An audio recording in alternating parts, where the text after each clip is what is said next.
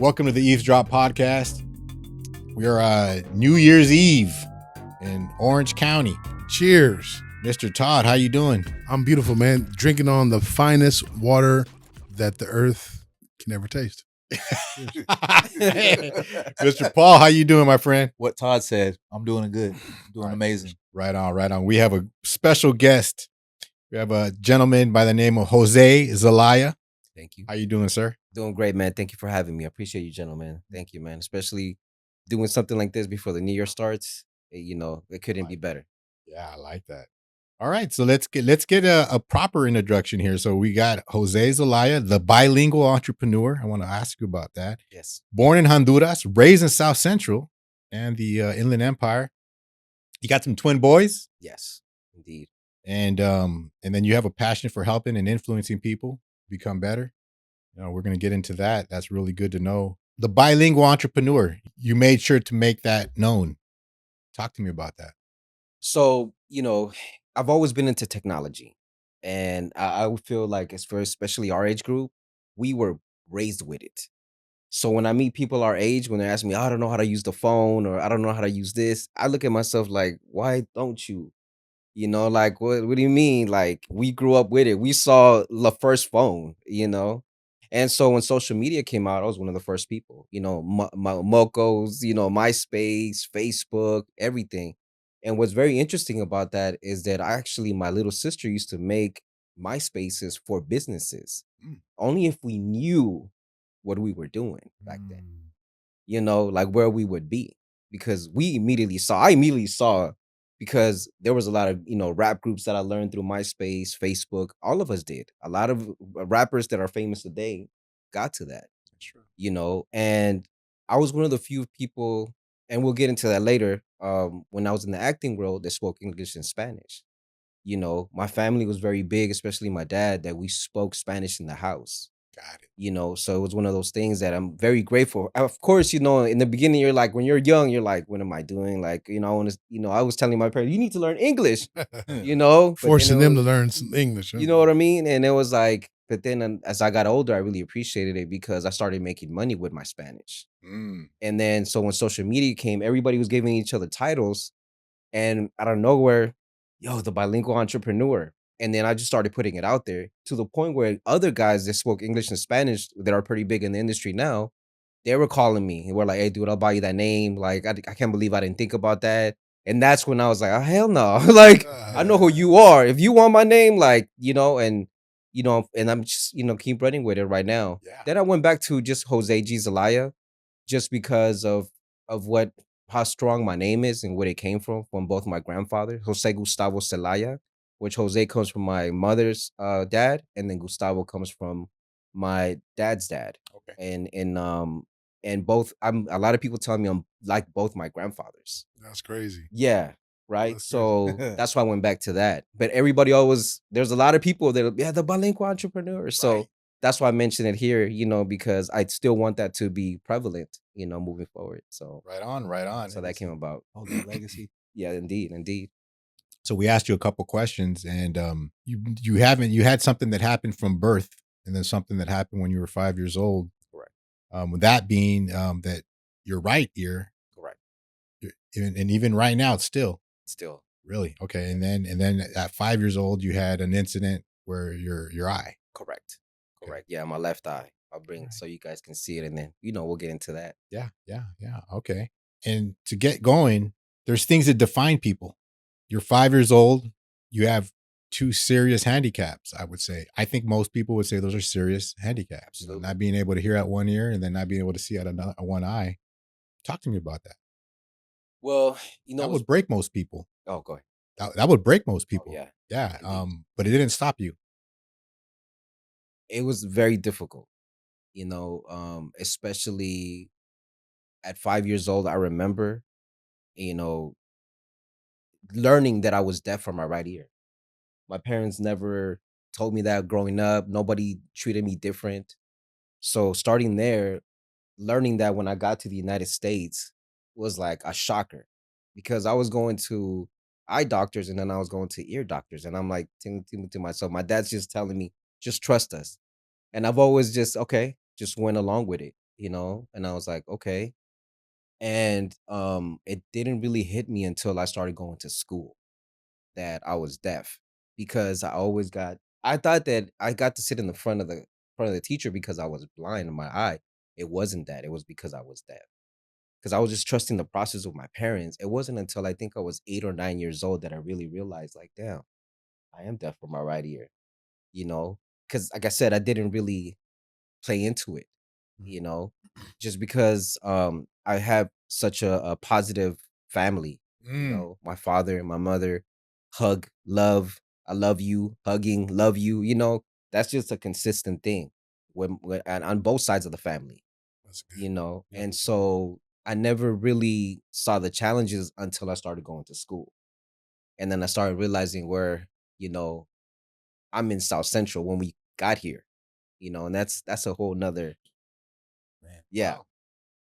Obviously, when you're like 2 year old, 3 years old, 4 years old, yeah. What are we aware of and conscious of our own selves Mm. of? So, but you said when you started school, but so your parents were aware of it to an extent, maybe To an extent. they were aware. Yeah. I think my parents didn't know because I see the technology now in the medical field as opposed to what I was seeing as I was going to the hospital so much with my eye, and I kept hearing in the background because I didn't lose my eye in the car accident. I lost it because of the doctor. Mm. Yeah. So they were actually able to save my eye. Oh, And check this out. I didn't even find this out the story until I was like in my late 30s. I found out that my grandmother, because I'll say this, my family back home on my mom's side, we come from money. I didn't find out from my dad's side that we came from money until I got older, which I found out actually my grandfather, a traveling man, Okay. and I didn't know that. Yeah, yeah, until Cheers to the traveling man. my father showed me his jewelry. Right. So anyway, so my grandmother contracted a doctor, specific doctor specialist to come save my eye, and he didn't. mm. Right. So they had to come here to get a cornea transplant. So this is not even my eye. This is another little boy's eye. Whoa. Wow. Yeah. Really? Yes. So that's another psych that I had to. I literally erased that memory. I know it, but when I know it because of what I did when I was young, I told myself it's not somebody else's eye, it's my eye. That's right. Wow. I had to tell myself that. That's a perfect lead into a question that I did have, which Okay. was you had to at an early age, you had to determine whether, most people are gonna either make it an excuse or let it put them into maybe depression or maybe, but you had to at an early age, you had to make that decision and how did that come about? When did that shift happen? Uh, It's a great question. my dad, my father, my mother wanted to be more like, oh, be careful with him. Like, where my father was like, no, come on, let's go. Mhm. Like, we're going to go play baseball. We're going to go play basketball. We're going to go play soccer. We're going to go do boxing. No We're gonna go, excuses. and he was very aggressive. And I remember that. And it's funny because he doesn't remember. I'm like, I remember it. Like, it's funny. Parents don't remember things they do Yeah. to us. You know what I mean? Yeah. But I'm like, I remember. I just remember me crying and just learning all these things. I didn't know. But again, I just trusted my father, and I just went along with it. But it wasn't until I was 8 years old and I just kept getting bullied, and because people thought I was weak, which I wasn't. But it was my anger that allowed my anger has been always been my protection. Like a lot of people, when I get super aggressive, they're like, "Dang, stay away from Jose." But that's always been my protection. When I was 8 years old, I decided and I told myself, I was like, you know what? That's when I really my conscience grew on that, Mm. and I was like, you know what? Either you're gonna be in depression or it is what it is, bro. You're deaf and you're blind. That's it. And that's when I decided when I was 8 years old. And the movie The Sixth Sense, you guys remember that? I remember 6 months. Okay. So you remember when the doctor told him, he was just like, when people have crucial accidents, they go into another subconscious. Mm. Because I always felt like an adult as a little boy. Wow. Grew up Yeah. fast. I grew up fast. That's deep. There's certain things I understood in the adult world that I'm like, why do I know this? And I would tell my dad, and my dad be like, yeah. And so my dad would take me with all his friends and be like, tell him what you know. Mm. And I would tell them. So it's like man, it's I believe in the Most High in Christ so much that later on I was like, it had to be the Most High for whatever reason. I don't know why, but I just know that doors would open for me all the time. That's beautiful. You know what I mean? And everywhere I would go, people would be like, "Hey," just like how you did. "Hey, bro, I don't even know this guy." They would come up to me and be like, "Hey, I got your back. Hey, I don't know who you are, but don't worry about nothing." And I'm like, "What?" And I would randomly see certain guys and be like, "Yo, I got your back." And so I always felt protected, you know? Right. And I learned that in South Central because my dad, everybody loved my dad. And so, all the hood dudes, they would watch my dad's cars and they'd be like, "Hey, I got your son, don't worry." Yeah. That's dope. And that's how I transitioned into why I wore Cortez and Dickies and Ben Davis and that whole world. I wasn't in it, but it was just that they were also in essence my father too. It rubbed off on you. It did. Part of the culture. It did indeed. So, as a matter of fact, my hood name is Pirate. Right? That's dope. So That's dope. and yeah, you know what I mean? And that's how everybody knew me, but everybody also knew who I ran with. But that created a certain confidence in me too at an early age. Right. And I was just gonna say, so then that coaching came from pops and from so there's something that built your mental strength and something that built your emotional strength. Who does pop get credit for both, or what happens with the mental strength and the emotional strength? He's in both definitely, He did. but also the hood too though. Mm. You know what I mean? Because even till this day, my bestest friends are hood cats. You know what I mean? They're corporate now. They made a better life for themselves. They're not doing no hood stuff no more. But that's who are my closest friends. That's who I relate to. Yeah. You know what I mean? What were some of the things that you started to become really good at? Sports. You started becoming Instantly. good at really? Yeah, instantly. Because once I realized that my dad was really good at soccer, and then I started realizing how good I was at sports at a young age, like instantly I would pick things up. Obviously, like I said, my dad was hard on me first because I had to learn. Mm. And a lot of people don't know I had to learn to be dominant with my left hand because I can't see from here. Right. So I had to learn. So I actually, even though I'm right hand, I'm actually a southpaw. Yes, you understand because of my stance. Mm. Yeah. So these are things that I had to adjust to because of that. But that all came from pops. But when I realized I was good because I was knocking these kids out and I was balling against this cat, and you know what I mean? Like my athleticism just kicked in. So that just boosted me another confidence. And the fact that too, every time we know back in the day, remember we rode our bicycles to the next park. Yeah. You know what I mean? Yeah. And of course, every time I went, a lot of times I went by myself. I knew that I was gonna get picked last. It's okay. I already knew what was up. Yeah. You know what I mean? Yeah. So it was just like, oh snap! Like that first game, it was like, oh snap, he could play. He could Did you play. saw that pass? Like, Oh, yeah, of yeah. course. So I had a question for you. So that made you more aggressive then. Of course. So that made you more hungry. You had more desire. You were eager, and nothing. You can overcome anything at a young age. Absolutely. And I also realized that I have super strength. Mm. That's like that. I learned that very early. There's this older gentleman. He taught me about astrology, and oh, you're a Taurus. That's where you're like, that's I don't believe in that, but there's certain characteristics, right? And that's when I really like, oh damn, okay. But I always had strength, like no matter what. And that's when I really realized that I learned all these things at 8 years old. That's a lot of just things, just like, wait a minute, I just ran through that dude. He's my age, like he's bigger than me. Like, what's going on here? And like, let me test this again. And then, oh snap, okay. So I went to different parts and I was like, oh, snap, it's working here too. Mm. Yeah. So But you were fearless then. yeah, I had to be because a lot of people don't understand. Like when people meet my dad, they're like, dude, like the way you describe your father is no way of like, yeah, because I'm the oldest. I was obviously he's hurt because he was there at the accident. Mm. He felt like he couldn't protect me. So now as I got older, I understood why he was so hard on me because he wanted me. This was his Mhm. way of showing me, this is how I'm gonna protect you, and you have to learn. Mm. So yeah. So you became really good at sports. What else did you become? Did you pick up other skills like writing, music? The writing didn't come until I was 19, which I wrote my first poetry book. I was actually part of the slam poetry movement. Yes. Wow. So I did poetry all over like Hollywood, Chaffey College.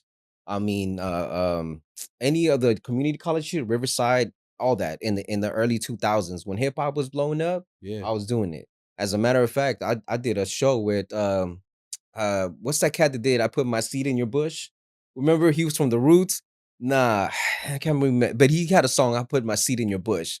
I forget the artist's name, but I did a show with him before the Roots signed him. Pushing it right. Yes. No. Yeah, Balao, like Oh, yeah. Were you ever in Pomona doing Yes. poetry? Were you at Mike and them Of Lights? course. I know all of them. Wow. I was there I when used to I go was there. yeah, season 1. I was there when before. Wow. Kat, I went to school with her. Yeah, I know Kat. Yeah, yeah. What? I saw Kat when she learned poetry. Bro, yeah. Oh, that's tight. So I know London Smalley. I don't know if you know London Smalley, but he Yeah. used to go there all the time. Yeah, Okie Doke. So I grew Okie Doke was my childhood best friend. A lot of people, Crazy. yeah, he's performing with the Far Side now. As we mentioned earlier, we were talking about it's like now I realize that 40 is a golden age because that's when we really should be here. I agree. Right on. Right on. You Right know. on. Okay, so then you have another milestone. Then when you were 13, what happened there?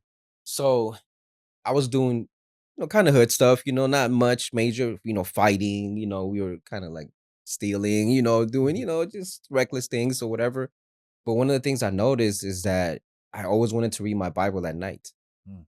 You know, my parents have always been prayers. They love to pray, but they've never been like, yeah, I did my whole Catholic thing because my parents, oh, you do that, that's it. But they've never been like, wake up on Sunday and go to church or anything like that. I just know that my dad always talked about the Most High. He always the Most High first, the Most High first, and he was always, like I said, he was hard on me, but he was also very loving. And to everybody, he always was like, remember, treat everybody with respect, everybody with love. It doesn't matter if it's the janitor or if it's a millionaire, you give them the same respect, and like I said, my parents were very big on that. So they never really pushed us spiritually. So when I asked them for a Bible, it was no big deal. Like, okay, cool. You want a Bible? Yeah, okay, cool, no problem. But I just, kept reading it, and I always asked myself, like, why is it that I would tell the homies about it and be like, man, we don't want to hear about that. We were young. Like, I don't want to hear about that, man. We want to go get some bitches, bro. Like, you know what I'm saying? Yeah, exactly, man. Hit this joint right here, bro. Come on, shit. I'd be like, I hit that joint, but I'm reading this Bible though. Drop a dime on that. I don't like that. You know what I mean? So It's a creeper. It's gonna and I just kept at it. I just kept at it. And, next thing you know, I remember the first time I met the Israelites. I was 18 years old outside of West Angeles. Somebody was like, oh, where you from, young man? I'm from Honduras. Oh, you're Zebulon. I'm like, man, I don't know what that means, bro. I'm thinking to myself, like, I know the Bible. How come I don't know this? I'm like, yo, okay, bet. I saw him again when I was 21. And I was just like, okay, this has to mean something, because now at 21, I started understanding even more what they were saying to me, right? I kicked it off, whatever. 23, all of a sudden, the Bible to me just did a like 180. Question. Do you think that you being drawn to the Bible at that early age, was even some of it was hopeful in the sense of maybe a miracle happening with you? Absolutely. Yeah. Absolutely. Yeah. I knew at 13 what my purpose was. Like I said, mentioned earlier, my dad would take me to his friends and I would like literally sit with them and politic with them. And they'd be like astonished, like, how do you know these things? There's things I didn't even know how I knew. I just knew. And going back to that too, like around that age, even from 13, a lot of my homies would come to me and be like, hey, bro, I got a problem. For some reason, I knew what to tell them. Ever since young, I just had certain information. I can't even express to you how it came to me. I just knew. I just knew that it was right, my instincts. But did you think that drawing close to God, he would heal you? Maybe your ear or your eye? There was a period of time that I did think that there was. And then And then eventually I realized that this was actually a gift. this is what it was. This is what it was. That's why I always say, if you know me for a long time, I always say no excuses. There's no excuse Mm. for you for anything because I've been able to survive I'm 45. So for 40 years, I've been able to survive with one eye and one ear. Yeah. Beautiful. You understand what I'm saying? Yeah. So that's why I don't deal with when people come with excuses. It's like, no, this is what you wanted. Mm. Well, Yeah. To our audience, this guy's even got more surprises because watch this next question. So when did you become good at dancing salsa? Ooh, what? I didn't think. Oh, what? Dun, dun, dun, dun, dun, dun, dun, dun, dun, dun, dun, dun, dun, Right, dun, damn, dun, you want me to go dun, to the core? dun, All right, so you're dun, gonna. dun. Oh, I learned from my man right here. He's already doing it on the couch. No, I'm just- Some Celia Cruz, come on, you know what I'm saying? What? I actually danced for Celia Cruz What? before she passed away at the Puerto Rican Fest. See? Yeah, Boricua. I talked about that. Yeah, 'cause man, it was sick, man. I didn't even know that was her husband playing the drums. It's her husband that plays the drums. I didn't know that either. Yeah. Yeah, I was like, yo, who's this older cat right here? He's like, oh, that's Celia's husband. I'm like, what? That's dope. Yeah, he was in the Back back. drums and she's dancing. Yeah, That's like cool. Yeah, that's what I thought. I was like, why is this dude always helping her? Like, this is a drummer. Why is like, doesn't she have an assistant? Like, you would always see him because she would change her wig every song. And that's that's her husband. I'm like, oh, that's dope. Yeah. Like, he literally got her back. I'm like, That babe, is- I got you, babe. Just sing. Like, there's no better story than that, Yo, that's cool. So, okay, so the salsa thing. Well, let me say this first. So the first dance I learned was punta. That's yeah, I Honduras. know about national. punta. You know what I mean? Right. So I was actually in the festivals when I was younger. Literally have pictures of me when I was 4 and 5 before the accident of me actually in the festivals. Mm. Yeah, so my aunts, like in Honduras, bro, you have to dance punta. Like you get in a cipher, like literally, and you have to dance. So punta is the main. It's the main, Wow. yeah. So I learned that, and then okay, so the salsa thing is actually pretty funny. So I wanted to graduate, and they were just like, well, you just need some elective. I was like, credit, okay. I was like, well, what's open? They're like, well, we got ballet. I'm like, man, I ain't doing no ballet. Like, you know what I'm saying? Like, come on. She's like, You was listening to NWA at that time. Come on. You be doing that. You know what I mean? And she was just like, nah, well, you can graduate, And I was like, instantly I told the counselor, well, I'm wearing big shorts. At that time we had remember that we Yeah, I had the remember Jordan, big yeah, we had the Jordan Huge shorts. with the Yeah, Cortez. yeah, you know what I mean? It came down like, Yup. I'm wearing, you're like, you can wear whatever you want, but if you want to graduate early, you got to do the ballet. I'm like, Damn. I bet. And they made you do the ballet. bro? Yeah, but I go in there the first day. I'm like, okay, this ain't too bad. You know what I'm saying? Everybody looking at me crazy because I literally wore some basketball shorts. Like I'm a Yeah. man. I'm Michigan. here. Michigan Let them know I'm a UNLV. man. Like I'm. Yeah. And That's so, well, another homie of mine took the class too. He's like, bro, I'll take it with you. It is what it is. I was like, all right, bet. So we did it together, and man, it was the greatest thing ever. Then they introduced us to salsa. My man Jose, his name was Jose also. He's from Venezuela, so he kind of knew how to dance. Next thing you know, we started our own salsa class at Chafee College. What? Yeah. So we started the first salsa class at Chafee College. And so What? yeah, bro. Remember, I'm 45. I'm the, it's Yeah. yeah. So and then when we learned how to dance and going through all the events, I mean the salsa events were dope. The dopest one was in the morning we would go to Santa Monica. It was called the Boathouse. So that was from 10 in the morning to 7 at night. Mm. And then from there we would go change, and then we would go to the Steven Steakhouse. And then that's yeah. yeah. That's off the 5 freeway. Yeah, you already know. Yes. Popping over there on Yeah, it pops. Sundays. Yeah, and indeed it does. And so that was our Sunday routine. We went every day. But before to get to that, at some of the event, I met this guy. His name was Johnny Bravo. You guys can look him up. I know The Bravo. I've heard of Johnny Bravo. Yeah, I've Yeah. heard of Johnny Bravo. Yeah, he was my first official salsa instructor. Mm. Yes. What? Yeah. So I studied under him for a year. I mean, he literally had us do the crossbody lead. Just no moves, no nothing. Crossbody lead for hours. Just if you guys know what the crossbody lead is, like it's when you the girl's in front of you, you move out the way and she walks literally across from you and you spin her off. Mm. Yeah, so it's the biggest pivotal move of the dancer because a lot of men do it wrong. A lot of men push the woman. You're not supposed to push her. You're supposed to guide her through the walk. So she's supposed to glide in front of you like, oh. Literally, she's not even supposed to feel you. So it When looks you- like a push, Yeah. but it's really not. it's really not. A real salsa dancer, your woman, she follows you, but she doesn't feel you. You're like almost like a ghost. That's how you read because you dance with these two fingers. That's right. You know what I mean? You don't use your thumbs. No. That's how you know if you're dancing with an amateur. Because they'll grab you. Yeah. A lot of women, I'd be like, yo, I didn't know you dance with 2 fingers. So yeah. that's how they train you? That's how they train you. And like a ballerina, like, Wow. because your elbow has to be Literally, like that's why ballet came Know in that. so pivotal. Which later when we did, yeah, You know what? You know what's funny? What I think about? You know Lomachenko, right? yeah, Famous boxer. yeah, Oh, Uh, Just an outstanding champion and boxer and Indeed. amateur.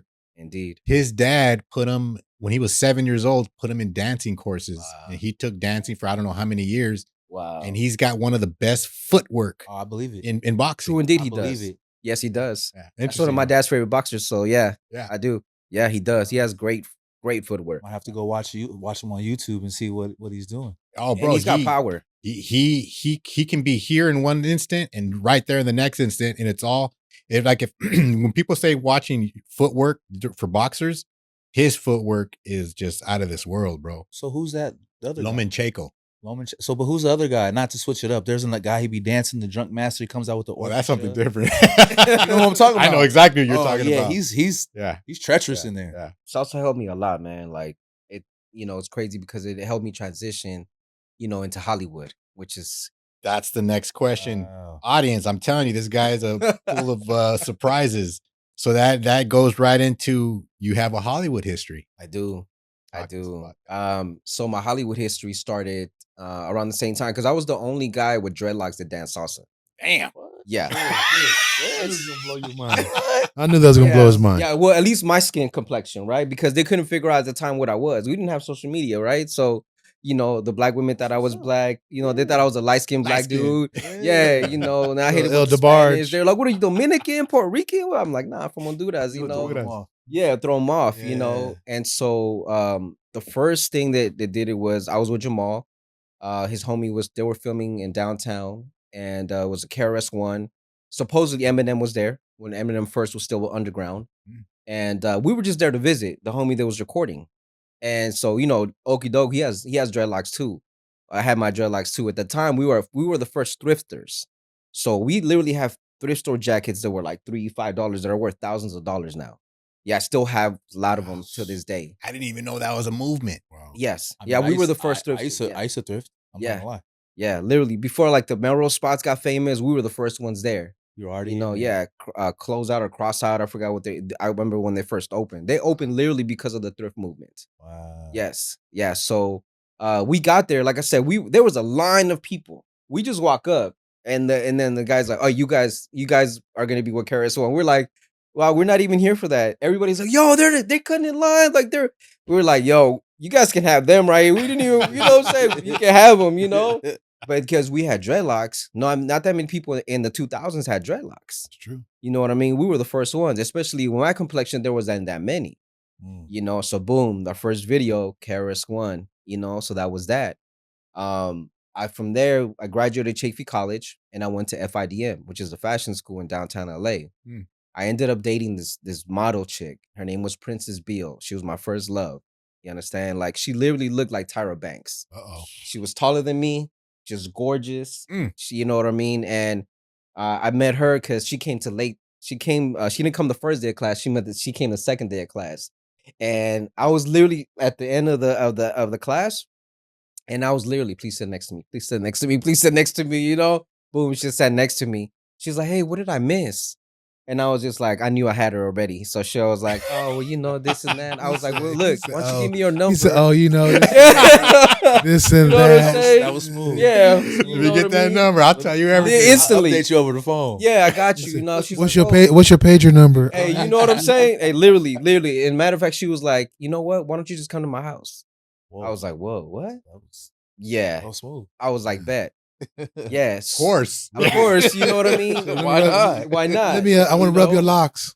Hey, what? Man, those locks is, man, I got so many stories, brother. You don't even know. You don't even know. Man. And so I ended up, she lived right by the Warner Brothers studios, which I got another story for that too, because I ended up having my first apartment near the same area when her and I were together. Oh Lord. Which was crazy. Right after I came back from the Caribbean. Hmm. And so I went to a couple events with her, like a couple of, auditions or whatever. Her manager was like, man, I know you need money. I was like, they're doing Pirates of the Caribbean. You got one eye, you got your dreadlocks. She was just like, why don't you go? You might get a few bucks. I was like, my girl was like, yeah, why don't you go, babe? You know, whatever. I was like, all right, bet. I go. Literally, it's finally my turn. Gore Verbinski, he literally just, he's like, what? She's like, is that your hair? And I'm like, yes, it's mine. They was like, is that your eye? And I'm like, it's my eye. He was just like, yeah, he was like, no, he was like, Everybody, get out of his way. literally, Get him in the literally, trailer. literally, he was just like, everybody, shh. I mean, it was amazing. I didn't even know what I was walking into. And then he was just like, you're in. Before anything, I was literally, from my understanding, from what they told me, I was literally the first pirate to get casted on Pirates of the Caribbean because of the first audition. That's a great movie, bro. I Yes, love indeed. Pirates of the Cheers to Indeed. that. I'll show you some Cheers to pictures. that. That's Thank you, crazy, Salud, bro. man. Yeah, indeed. Wow. Cheers to that, man. Yeah, Yeah, that's indeed. wow. So my whole life, unfortunately, Princess and I, we broke up shortly after that. We stayed in contact, but I mean, everything She happens didn't get for no a royalties. reason. She didn't get no royalties. Oh, she got some royalties. That's That's another. It's a different type of That's royalty. yeah, exactly. That's another story. You know, So but yeah, true. and that, I mean, pretty much that started off. I mean, everything from that point. You know, I did a lot of big movies. I worked with a lot of big actors. You know, SpongeBob SquarePants the movie.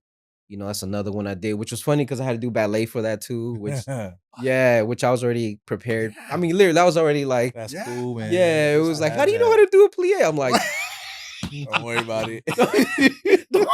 don't ask me. Like, you're like, how can you do your foot like that? I'm like, Hey, pulling out of the parking lot, listening to some gangster shit. you know what I mean? Exactly. They're like, that dude was in my ballet class. Like, He's like, get out my way, get out my way. Oh man. exactly. Yo, that's cool. Blow some trees like so they can see them. I'm like, okay, he's there. He's real. He's real. He's real. Stay out of his way. Who was your biggest actor that you looked up to?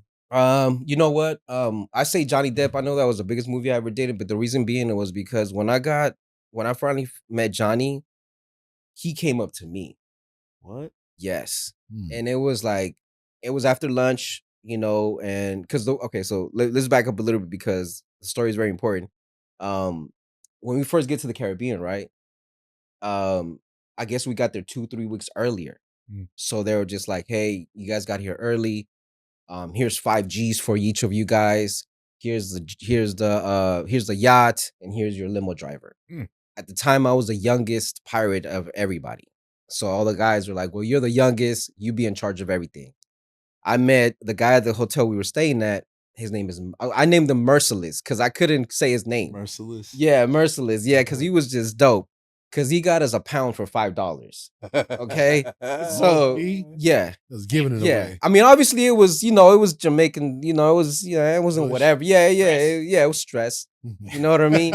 But what we did was we got the cigarette. The whole movie, everybody's high. The director, Johnny, we're all literally smoking through the whole movie. The whole movie. The whole movie. It was more like, all right. The director was like, all right, hold on. All right. You think I'm like literally? We were in Jamaica. We were in the Caribbean. We were Right? Jamaican. Gotta You know live what I mean? life. Yeah. So we literally have. I wish I could find my pictures, but we literally have cigarette boxes. We filled them with joints. And when we were like not acting, you could literally see us throwing. Hey, you have a joint? Yeah. Literally, like at the boats, yeah, because like we had traveling boats. You could just see us throwing joints at each other, like, "Hey, bro, throw." That's cool. Yeah, it was dope, So, Oh man. so finally, the 2 weeks are up. We're going traveling all the other islands. Like I said, we have a yacht and a driver, and we got 5 G's, and we're in the Caribbean. I mean, Yeah. You know how? I mean, dude, Wow. a 5-course meal was $5, yo. Love. You feel me? They looked at you like gods. Like, What? who are these people? Literally, and going back to my dad real quick, my parents really, they always taught me treat the janitor like you would treat, Right. you know what I mean? So when I came in, I was saying hi to all the workers there and everything. So this lady, man, she was so dope. She came up to me. She's like, you're the only one that says hi to all the Mhm. workers. They gave me a key to the kitchen, bro. Wow. She was just like, save your money. Here's Mhm. access to the kitchen whenever you want. You feel what I'm saying? Wow. Just because I did that. Correct. You see what I'm saying? Like I would have never, known that of a blessing, But to get back to your question, my brother, so the reason I say Johnny is because he came up to me and he was just like, Gore Verbinski told me so many things about you. I'm like just looking at Johnny like what? He was just like, yeah, just stay close to me. He was like, I'm gonna teach you a lot of things. And he actually had a lot to do why I'm such so many scenes in the movie. Now that you know me, you go back to the movie, you're gonna see me. Yes, Which one? The first one? First one, yeah. Wow. That So was epic. I'll That one is Yeah, the most yes. epic too. Yes. I'll definitely watch it. yeah, so Yeah. so just to say this, maybe Disney, maybe you want to pay me now, but Disney Hey. owes me money.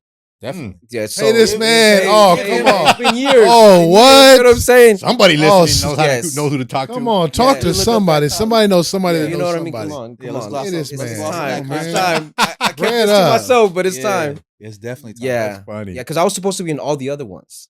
What? Yes, but because what happened is they tried to get us out of our royalties and they said that we didn't do pirate training, which we did. We actually had gun training, we had boat training. I literally were working on a ship, like for real. Like, bore sides, all I remember literally we had to train like if we were like in the Navy. And they tried to say that we didn't. And so it's my fault. I should have listened to I had asked somebody else bigger in the industry, what should I do? They were like, just leave it alone because you're gonna be in the other ones.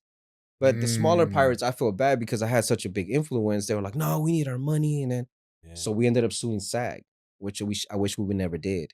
They blackballed you. Like, yes, Oh, so we because all you got sued removed. them. Oh, damn. Hopefully they can reconcile that right there. Yeah, we need a great entertainment lawyer for this Yeah, gentleman. yeah, Maybe indeed. maybe we need a SAG card, guys. Hey man, Jeez, why Lee. not? Yeah, why not? Yeah, why not? I mean, Mm. it's How do we do that? it's very simple. I mean, you just got to start doing background work, and then it's okay. I'm gonna teach you guys a secret. Okay, so Trevor, he played he was one of the few principal black guys in the movie. He actually became my mentor. He taught me everything. So another reason that I was in a lot of scenes too is because he told me about the camera village. The camera village is where the writers and the assistant director and the director are. He said, always stand there. Don't go over there with the background workers. Don't go over there gossiping and none of this. Don't take breaks. Don't do nothing. Go get your food and come here. So every time I was on set, I was right there, literally. So anytime the director turned, oh Jose, you're here. Yeah. Oh Jose, oh. Yeah. Or Peter was the assistant director. He was cool too. He was like, oh Jose, you're here. So it was like to the point where like I didn't even have to. Sometimes I didn't have to even be there. They would be like, Jose. I would be somewhere else. Be like, yo, they're looking for you, and everybody, bro. Wow. It does. That lines up exactly how things would work out if. Yeah. Jeez. Yeah. So yeah, and I mean, of course, I had animosity. You know what I mean? There was a couple of dudes I was gonna put hands on, in the movie, because they were just like, when this one dude, he was like, "What are you doing, man? Are you director off or oh, bro?" I got in his face so quick that it was just like at that time, nobody has ever seen me get angry. I was always calm, relaxed, not saying much. Like I said, listen to Trevor, to what he was telling me. But that day, everybody from that day realized like they were like, okay, Not you're for play. yeah, Yeah. yeah. Recess was over, huh? Yeah, literally. This ain't no wig, homie. Yeah, literally, it got to a point where like the word got back to me. They're like, "Yo, everybody thinks you're too serious." And I'm like, "Nah, it's not that. It's just they know they're not." Cross the line. crossing my way. Yeah, that man got that dog in him. Yeah, right, all exactly. right. That part. That All right, part. we'll switch gears a little bit before we enter some of the main things of why we brought you on the show. Absolutely. But before we go there, you got twin boys. I did, man. Yeah, that was Twin the boys. blessing. Tell me about Yeah. your boys. Well, how old are they now? They're 17 now. Okay. Yeah, yeah. It's been a major blessing to have them.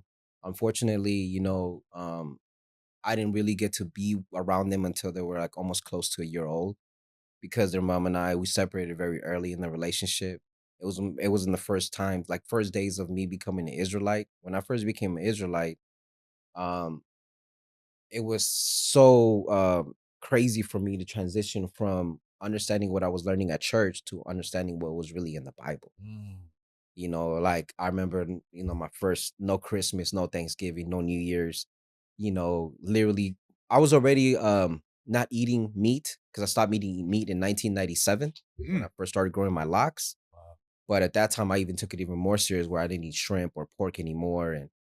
And so I went so hard on her thinking that she was called. And that's where I've learned now as I got an older man and being, 20 plus years in the truth and being an Israelite, how to deal with a woman inside the truth, and so that was like a real strong transition for me. So I didn't get to see my children, because of that. She kept them away from me. She thought I was too radical, Mm. So my father again came to the rescue. Flew at that time they were living in Florida. Came to talk to her family, and that's when I was actually able to see my boys. You know, so it's been a transition, but then when they were 2 years old, I actually got full custody of them. Mm. Yeah. So guys, if you're out there listening, if you're not in your children's life, it's because you don't want to.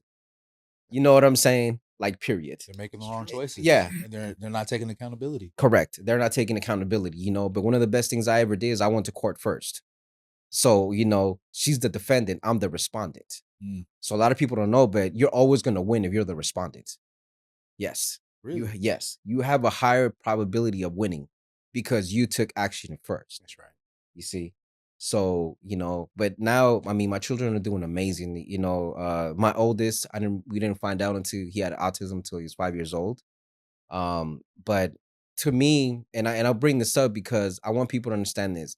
People call it a disability. It's not a disability, it's a gift. Yep. Okay. Like that. You know what I mean? Like, my son's intelligence is beyond. He might not be talkative. He might not have that gift of gab. My other twin has it, but his genius is amazing. They both are genius in different ways. My youngest son now is playing golf. So his aspirations is to be a professional golfer. Wow. Yeah. Yeah, man. They're great. They're great children, man. And you take some of the things that how your dad was with you, which were the positive, it was a lot of positive. Correct. You're doing it right now with them, I'm sure. Correct. Absolutely. Yeah. I have, like I said, they're 17 years old and I literally have no issues with them. Not at school, not at home, not at anything. But they were also raised in the truth. So a lot of people ask me, like, how is it that you're able to have children like that? I said at the time, because I've never lied to them. Mm. I've never lied to them about anything. I tell them the truth about everything. Yeah, that's the same way that I am with my son. You see what I'm saying? And you see the difference in the growth. You know what I mean? Because they know you're not lying to them. And so they can always come to you. Am I hard on them? Absolutely. 1,000% I am. With the boxing, I remember when they were 8 years old, everybody was criticizing me like, they're too early to do boot camp. They're too young to do boxing. I'm like, whatever. Watch. Yeah, watch. Yeah. And I'll tell them, I'm like, yo, trust me, you don't want my sons to take off their shirts. My sons are ripped. Okay? Like, you feel me? Like, ripped. Like I said earlier, they hit like grown men. So trust me, I know what I'm doing. To now where people are like asking me now, hey, can you teach me how to? And I always tell them, they'll never learn unless they see you. The reason my children work out is because they see me go to the gym every day. Mm. The reason they read is because I read. Mm-hmm. You know what I mean? Like, it's real simple. Lead by example. You have to lead by example. Yeah. That question upon that is like, on the spiritual side, how do you feel as a parent when you see your twins get tapped into the spiritual side when they pray over dinner, or if they pray with you, or they're able to share their spiritual side to you? Man, let me tell you, man, like, their understanding that they have of the scripture and their spirituality is wow. It's amazing. And I tell them all the time, I said, you guys, spirituality is so strong and so big compared to what their age, that it's like their understanding it makes me cry. I'm not even gonna lie to you guys. Yeah. Like, it makes me cry to be like, wow, if I leave this earth, whatever the case may be, I know that they'll be good on that. And I never forced it on them. I just taught them. That's it. Because they go to church with their grandmother, they go to church with their friends, they go, and a lot of the Israelite brothers, they'll be like, oh, what are you doing? They're gonna get lost and confused. No, why would they? I've been teaching them literally since in their crib, like reading the scripture. You know what I mean? You feel what I'm saying? Like, learning Hebrew when they were 2 years old. You know what I mean? Learning how to write Hebrew when they were 2 years old. You feel me? Like, no, that's why I don't focus on what any other influence comes in. I tell them all the time not to. I said, look, you guys are 12 years old. Once they were 12, I told them, you guys are grown men. I've never told them they're teenagers. I've never called them adolescents. I've literally called them men since they were 12. Wow. Beautiful. You know? I love that. Thank you, brother. Strong, bro. Yeah, All right. Let's switch some gears. absolutely. Let's get into the audience is about to learn something that you're passionate about, which is the helping and influencing and I would say maybe coaching, maybe Absolutely. business coaching. Yes. Tell us about that. You have a course. It's called Time Management for Success. It's managing the 4 Fs. Yeah, Yes. but I will go for it. Yeah, thank you, man. I appreciate that. Thank you for bringing that up. That's like my biggest thing right now. It's called Time Management for Success: How to Manage the 4 Fs, which is faith, fitness, finance, and family. And the reason I do it in that order is because I did a survey for a long time, and I've always asked everybody, what's your number one thing? What's the most important to you? What do people say? Family. Mm, And I'm like, okay. And so what I realized is within myself, even from when I was 13 years old, the first thing shouldn't be your family that's important to you. It should be you. You know what I mean? And now we're learning it more, right? Because there's more social media, there's more people like spreading the message. But that's always been something that I've always understood, that if you can never have a woman, or you can never have a family, you can never be successful unless you actually take care of yourself first. that's right. Right? And that's even before your faith, right? But your faith is first, because your faith is going to give you a foundation, right? Which we already know that, right? And the second is fitness, is because it doesn't matter how strong your faith is if you're unhealthy. You understand? Like it goes together. When you really read the scriptures and you understand, like even when you read Genesis chapter 1, it tells you what your meat is your fruit and your vegetables. It tells you it grows, you know. And now things have changed, right? Because at one period in time, there's a lot of people that they'll say this, that first Christians or whatever were vegetarian, or they only. I believe that. Now I speak as what I believe in from what I've read, not necessarily saying that from the scriptures, because when you go into Leviticus 11, it talks about what we can eat, what, chicken, beef, certain animals. It literally gives you a description of what we can and cannot eat, Mhm. you know. And so that's why I think that's extremely important. Then the third one, I go into finance. You can't take care of your family if you don't have finance, And what a lot of people have a misunderstanding of is, which I have a lesson on, is they think money is the root of all evil. No, it's the love of money is the root of all evil. Because when you look at Solomon, right? When you really, really study Solomon, Solomon was the first entertainer. He was the first person on stage. He would create stages, right? Where you didn't need speakers. He would literally speak in the middle of the floor so everybody could hear him. I mean, in his lifetime, he was making $20 billion a year in today's money. Sheesh. Okay. Okay. So I mean, and that's what the Most High gave him. When you read First Kings chapter 3, that's the first thing the Most High gave him. Because he was like, what do you want? He was like, I want to be able to judge righteously. And he was like, well, here you go.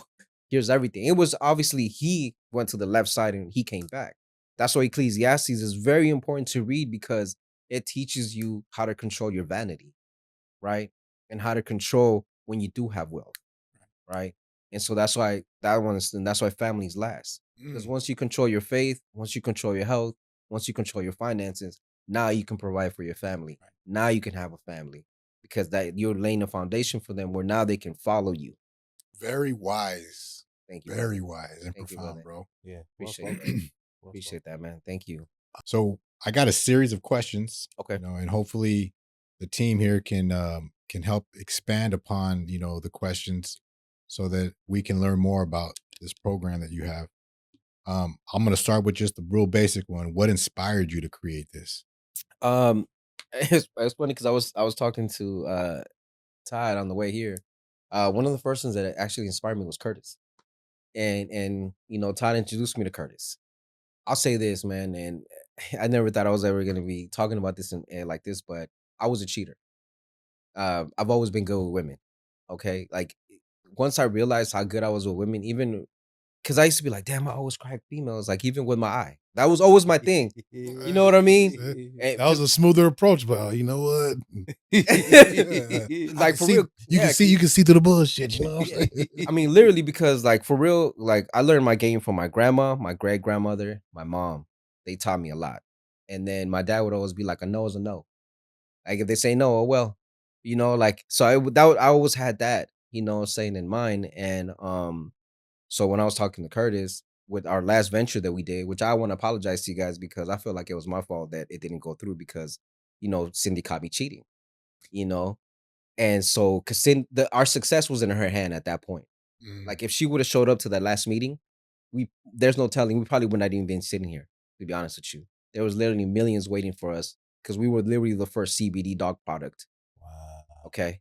So, and then, and I know that's my fault because I literally had told Cindy, like, you have to go to this meeting. You heard it first here. Yes. Okay. Yeah. Yes. You've heard These it are here. these guys are here, the CBD kings right here. If you guys don't know, they were literally the first. You know, that of all these people that are famous now with their CBD is because of these guys right here.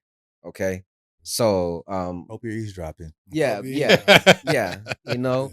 And so if you're out there making money, send my man some Yeah. send him some money. That you owe them some money. These royalties. Put that in your pipe and smoke it. You know what I'm saying? It's recorded. It's in the ether now. It's in the ether. I love it. I love it. You know. Wow. Way to take accountability though. Oh, thank you, man. Yeah, I that's appreciate huge. that. You Yeah. know. And so with that being said, I was just sitting there one day and I was like, you know what? People call me for this. People call me for this. People call me for this. And that's when I realized I was like, you know what? I need to stop being selfish. I really need to really share this information out there. And here's another piece too, because I left Hollywood, right? One, because of the freakiness. We all know that, right? Because Diddy just What? No Diddy or Diddy? no Diddy. And I was telling people that they were like, bro, remember there was no social media. So when I was telling people, they were like, bro, literally, bro, what? I'm like, Freaky. yeah, only if you knew. Whole lot of Only if you zestiness knew. going on. Yeah, only if you knew Yeah. who was hitting you up. Look at Okay. Paul. Look at Paul grabbing it. I don't know what that is. Well, I don't know what that is. What is he said pause. Is that a little oil? He went. He grabbed. This that He clear grabbed. bottle of oil. Yeah. He grabbed that bottle real. I heard him say nice. pause. You greasy ass. Oh, zest. So yeah. I heard him say pause though when he grabbed it. So, but here's another reason that I don't tell a lot of people. So at the time, my manager, my agent, I didn't mind the roles I was playing because I was actually getting paid as a principal actor, even though I was doing background and stunts. A lot of people, oh, you only did background, yes, but you didn't know what I was getting paid. Mm. You understand? And I was one of the few background artists that always had an assistant and a trailer. Mm. So when I showed up, I had a trailer. When people would trip out, it'd be like, Star wagon. right, Yeah. Star Wagon, which I worked for as well too. Wow. Yeah, so I've actually built them, you know, Wow. while I was acting, and so, but the other reason that I left was because I kept telling my manager agent, "Hey, there's real people out here with one eye, like that are friends of people." Because I'm like, there's nobody on TV with one eye. I was like, I really want to be that first guy, but the networks wouldn't have it. They're like, no, we can't have it. Nobody's gonna buy the idea of having a handicapped friend. I'm like, so then at the same time. So all this was happening when I decided that, and I realized that I was an Israelite. So my faith, like I said, I became real radical and, you know, real aggressive because it was like I was lied to. You know, I was going to church for all these years. And I was being lied to, but I was lying to myself because I wasn't reading it like I thought I was reading it. You know? So that's another reason why. That's literally why the main reason why I left, because they wouldn't put me on major networks. I just wanted me to be the background guy. They just wanted me this. Oh, we'll pay you more money. Oh, we'll do this. So that's cool and everything. But like I said, there's people like me that exist, that walk and live, and not all of us are depressed. And you know, it's just that's not what it is, you know. And so, yeah, that's pretty much why I left, you know. And So you're saying you were thinking they were probably pigeonholing you into Absolutely. certain You have the scenarios and corporate image, situations. you didn't yeah, absolutely. You know, at that time they only wanted me to be what they call a character actor, you know, and I was getting stuck there, which was cool because I was doing a lot of pirate stuff, you know. Um, and then I'll be honest, man, like Hollywood, I apologize to the people that I did this to, I apologize that I'm gonna talk to about right now, but I was robbing people in Hollywood. I ain't gonna lie to you guys. Wow. It got to a point where it was just like, you know, this dude was making this much money and I wasn't getting the work that I wanted to get to work. And I was like, I was there. You know, like TK Kirtland. I remember I listened to TK Kirtland's story, you know, when he was doing it, I was just like, that's crazy. Like it was things that were just there. So guys, if I did it to you, I apologize. I was in a different space at that time, you know, and I've never said this to anybody before. Wow. Literally. So I'm glad that it's out because I actually feel better. So, you know, and that's another reason, you know, why I didn't go back either, because I was embarrassed. But the main reason was because they didn't want to put me in TV shows or movies that I knew I could do, you know. So going back to Curtis, right? And so I was just thinking to myself, like, man, I know I always help people with this. Why not start helping everybody, as many people as I can, and maybe even find a way to monetize it. Mhm. I felt bad monetizing it, and to be honest Mm. with you, because I was like, this is a gift that I was given. I know how to help people. I know how to guide them. Why should I get paid? And then again, social media started growing. Social media started growing. And I'm seeing guys that are doing it. And I'm like, well, you know what? I'm gonna do it. And then out of nowhere, that the title came because I've always been a very punctual person. As I mentioned there, I always like to be on time. That's one of the things my dad installed in me. Like that was my dad all day. He was always, because he's very punctual too. And so is my grandfather. And so that's something that I was raised with, and I just always kept that. And so I when I first became an entrepreneur after I left the corporate world, the part of the reason why I got a lot of positions in the corporate world was because I was always the first person in the meeting. I was always in the waiting room. Yeah.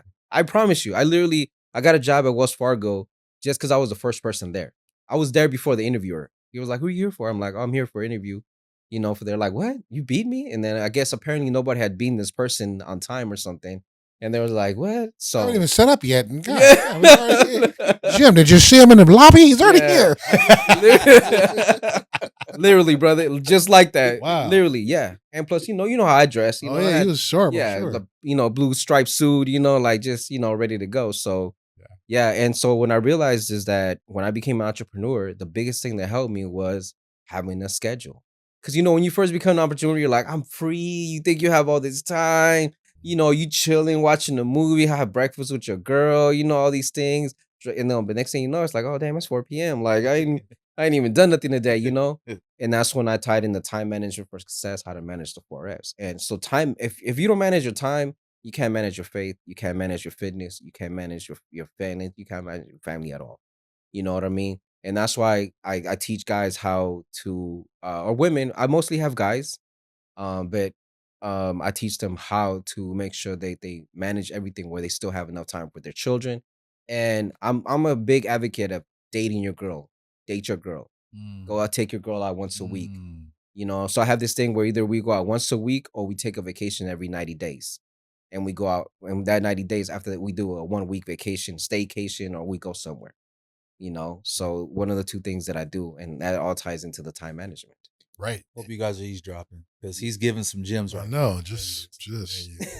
Indeed. So yeah, so just to kind of bring it together, you we know what inspired you, and then of course these faith, fitness, finance, and family only really works if you got time management, Correct. and the course that you make sure you draw that you drill that point home. Absolutely. Indeed. Yes. You also talked about faith in your truth being very cornerstone, right? And maybe even just faith in general, but is there something about faith in your truth that you can expand upon? Absolutely. Because I felt that the Most High opened me to another dimension once I started seeing the truth in the Bible. Like Christmas was my favorite holiday, because I love giving gifts, and obviously we all love to receive gifts. But and the reason I start there because I remember how painful it was for my family when I didn't show up to Thanksgiving and Christmas that first year. Mm. You know, I mean, they thought I was a devil worshiper. They thought, it was just wild, man. My dad was crying. My dad's not a person that really cries that much, and it hurt me. You know what I mean? But I had with the faith and the truth, I had to realize like I literally did separate myself from everybody. And were you harsh about it? Yes, Mm. I was. I was because I was harsh on myself. You understand? Like I was so hard on myself. How did it come? I didn't see this. I was reading the Bible every day. Like, how come that wasn't like what's like I was just like yelling in my what the hell? Like, how do I know this? I said from 13, I started reading the Bible. From 13 to 23, that's 10 years. You understand? So when I came into the truth, I learned about the Apocrypha and all the other books that were missing. And I mean, literally, you can ask my parents, like, I literally moved back home and all I did day and night was just read. I would read the Old Testament in the day and I would read the New Testament at night.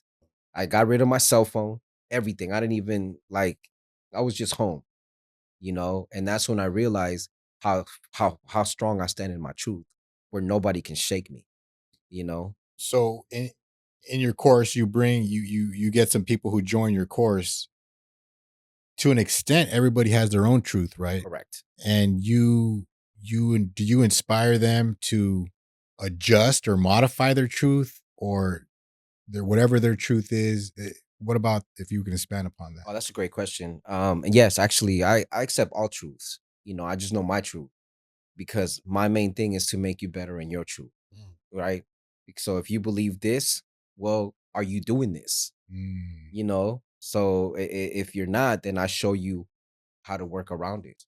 You know what I mean? Because I'll be honest, like when I first became an Israelite, because one of the things that when you first become an Israelite, you realize the nations, who all the nations are, right? So I was so against white people, and um, but I had to realize that when I moved from South Central to the IE, I was raised with white people. A lot of my friends were growing up were white, and especially in Southridge and Fontana. And, so that was like a really hard truth for me to be like, but wait a minute, but Josh and Nathan and Mike, they're like my best friends, like growing up, because I played hockey with them. So I was like fighting that, fighting. But I also realized too, like all the history books I started reading, because I also got invited to a private library where I was able to touch like $1 million books, like history books that nobody's ever seen before. What? Yes. So yeah, indeed. Yeah, his name is Imad. He's till this day, he's one of my spiritual advisors, I like to call him. And so he taught me the truth of history. So that anger, again, I'm 23, we're 23, we still have a lot of, Yeah. we're still young. And so yeah, so I had so much anger towards everything. And I just approached it the wrong way with my girl, with my family, with everybody. It was like, no, this is you guys are wrong. And and so yeah, so I had to like separate myself. It wasn't until I was, I think, 32 or 33, that's when my maturity of the truth really happened. When I started living in love. So can I that's ask you, was there a sense of detachment from like something or some way of being? Did you at that age of 32, did you find yourself like at that time where you're like, you know what, I don't need to be like that at all anymore? Why was I like that? Just turn a whole new page. How did Yes. that feel? Another truth in the Bible was revealed. It's now I understand it because it comes in stages. Because the things that I know now, compared to what I know at 33, compared to what I know at 23, compared to what I know at 13, Hmm. is there's certain things in the Bible that I could explain it to you, but I don't know if you're gonna look at me like, oh, this dude crazy right now. Like, I don't know what he's talking about. But it's so deep that it's just like, even when I teach my girl or when I teach my boys, I limited Hmm. the things that I teach them because I know that their mind and their spirit is not ready for it yet. You know, so yeah, that what I realized more than everything was love. I realized that mm, Christ was love, like he was love. And that's when I started being a better, provider, a better father, a better child, a better just everything, where I wasn't so hard anymore, where I started coming around Christmas and Thanksgiving and New Year's and realized, man, I missed all this time. Because if you think about it, right? When is our family's vacations? When are they off? during those times. During those times. And I was missing all this time with my grandmother, with my parents, with my siblings. My children were too, and that started hurting me. And I started realizing, like, man, what am I doing? And Right. you're becoming angrier, and that's due to the fact that you're separating yourself from the loving the cord that where love was all connected from your family. Right. They're saying things in Spanish. No Right. sé lo que le pasa a este. Exactly. Exactly. No, which is true because my dad, I said, he was very emotional about it because from 13, I led the prayer Mm. in every dinner. Mm. So I remember the first time my dad, like I said, I came back and I did it. I started yelling at my dad because I'm like, "What are you making me pray for this? I don't even know what the hell I'm here." I mean, it was like I couldn't even control myself. Like I was like, my mom was like, "Go outside." Like I went outside, cool down. I'm like, "Damn, what am I doing?" But I Yeah. just couldn't control. A lot of it was because they were lying to me, which I mentioned earlier, right? Like it was like they lied to me. Because I remember one day I asked my dad, I'm like, "Did you celebrate Christmas? Did you celebrate New Year's? Did you celebrate Thanksgiving in Honduras?" He's like, "Nah, I never did those things." I said, "Why did you do when you're here?" And it was the expression, when in Roman, do as the Romans do. Mm. And it was just like I got angry because I was like, dude, you knew the truth. Hmm. And little did they know that he was already programming you, because you said earlier that, your pops was on you at a young age. And so between the ages of 8 and 23 is really not that far. We have children now, and we all have children. Mhm. And so that span of time is not that much. And it's really easy for a young individual like yourself to carry over that anger Yes. into young adulthood, Yes. and still looking to seek the truth. And those angers could carry over. So we definitely. Wow, it's so heavy you say that. And I recommend this to everybody. Do NLP therapy. What's NLP? Yeah, what is that? So Neurolinguistic what is a neurolinguistic practice? But practice. there's therapy. So they start you off from 0 to 5, from 5 to 12, and then from 12 to beyond. So they 3 sessions. You could do more. But through those sessions, you find out where your anger is. That's what I And just did right now, because I've been through that type of session where I'm correct. like, I'm looking at you like, well, at That's that right. age, you That's right. depend on your parents, and that knowledge, and the wisdom that your parents have at that young age, you still need that support. Correct. But then you kind of felt slighted, I'm sure. At that age. Correct. And what this therapist made me realize is that, one, I wanted to go and find out, why am I a cheater? Why am I always cheating on good women? Like the mother of my children. I mean, amazing. I mean, I'm like, I can't believe it. The Most High sent me this kind of woman. Like, you know, I'm like, wow, I messed it up. You know what I mean? And why? Because my father was a cheater, my grandfather was a cheater, my other grandfather was a cheater, and I was always the main one around them when we were growing up. Wow, so you I, saw w- everything. I saw everything. I remember my dad's girlfriend visiting me at the hospital, because I would get all these Marvel, which is why I love Batman, Black Panther, and Iron Man. You know what I'm saying? Which Yeah. is they've always been my favorite growing up. And then I just remember my parents fighting, and then my grandfather, he got caught. I mean, he literally left my grandmother for like a couple of years and came back. My other the one Gustavo, he has I don't know how many children. He speaks 5 languages. Wow. Yeah.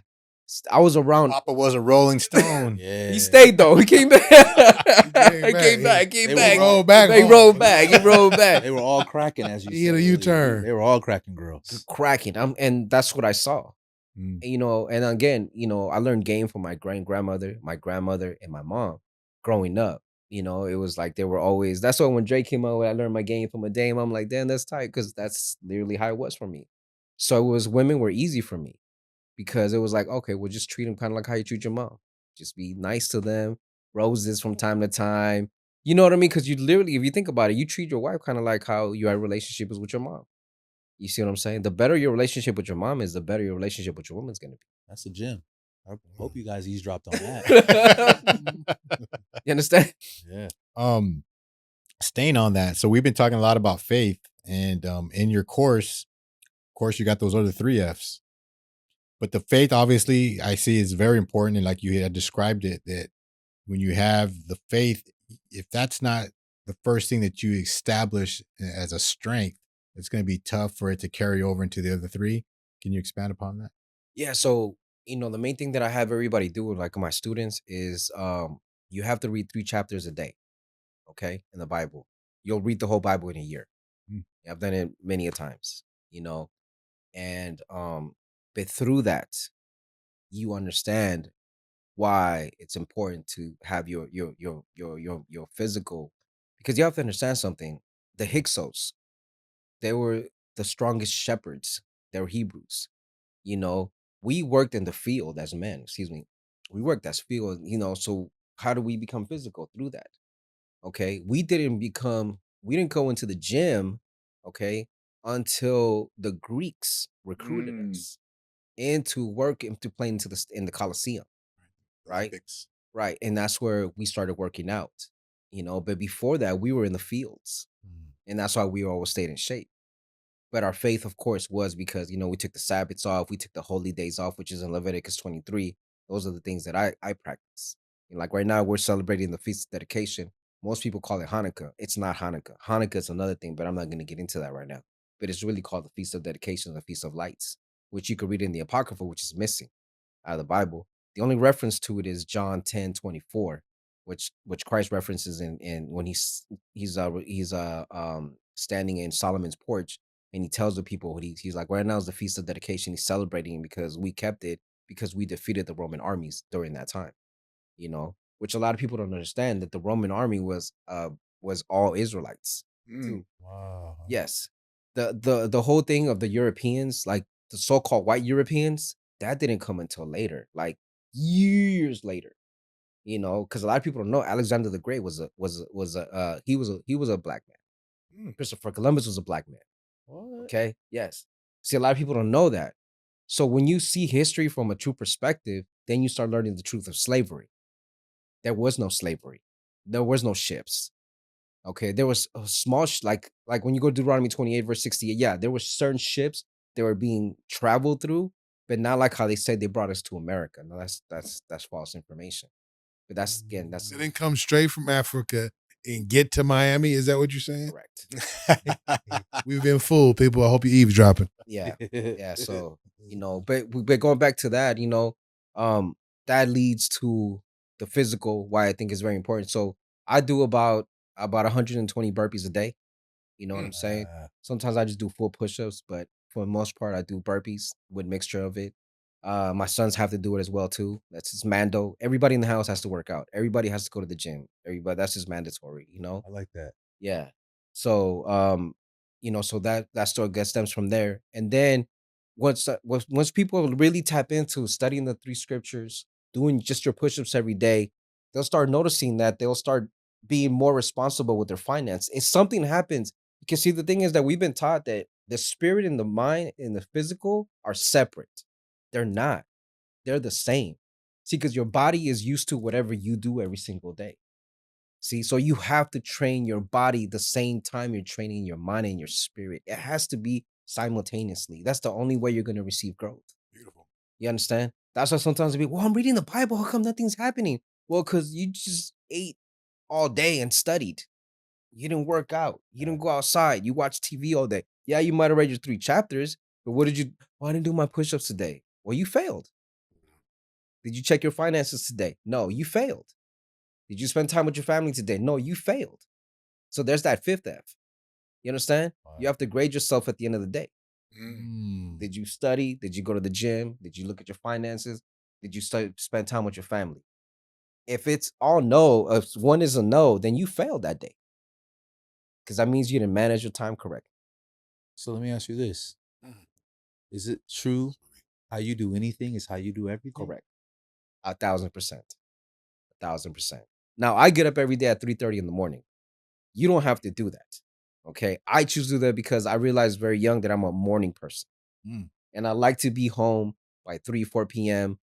when my children get home from school. My wife is in the kitchen cooking, when I'm, getting ready. That means everything has already been completed, done for that day. So now literally from 4 to like 9, it's family time. It's like, you see what I'm saying? Like you can literally do everything in one day. You have to have balance. That's one thing the Bible teaches you. You see what I'm saying? But it has to be on a consistent day. One of my favorite guys, and I know a lot of people don't like him, but I love him. His name is Wes Watson. Okay. Wes, if you ever hear this message, brother, thank you, man. I appreciate you. And he's a convict. He was a convict for many years. And he's actually the reason why I started doing burpees. Is he on YouTube? Yes. Yeah, I know who you're talking about. Yeah. Okay. I've been following him for 2 years. And it's, amazing to the point right now. I was telling my lady, like, this year I'm going to sign up for his course. I don't care. That's what's up, Yeah. man. Challenge yourself. Yeah, indeed. And he's the one that, believe it or not, even though he curses so much, and some people think I'm crazy, he's the most consistent, the most spiritual person I know. Even though he curses the way he curses, it doesn't matter because I've been watching him like, wow. You know what I mean? So he pushes me, as well.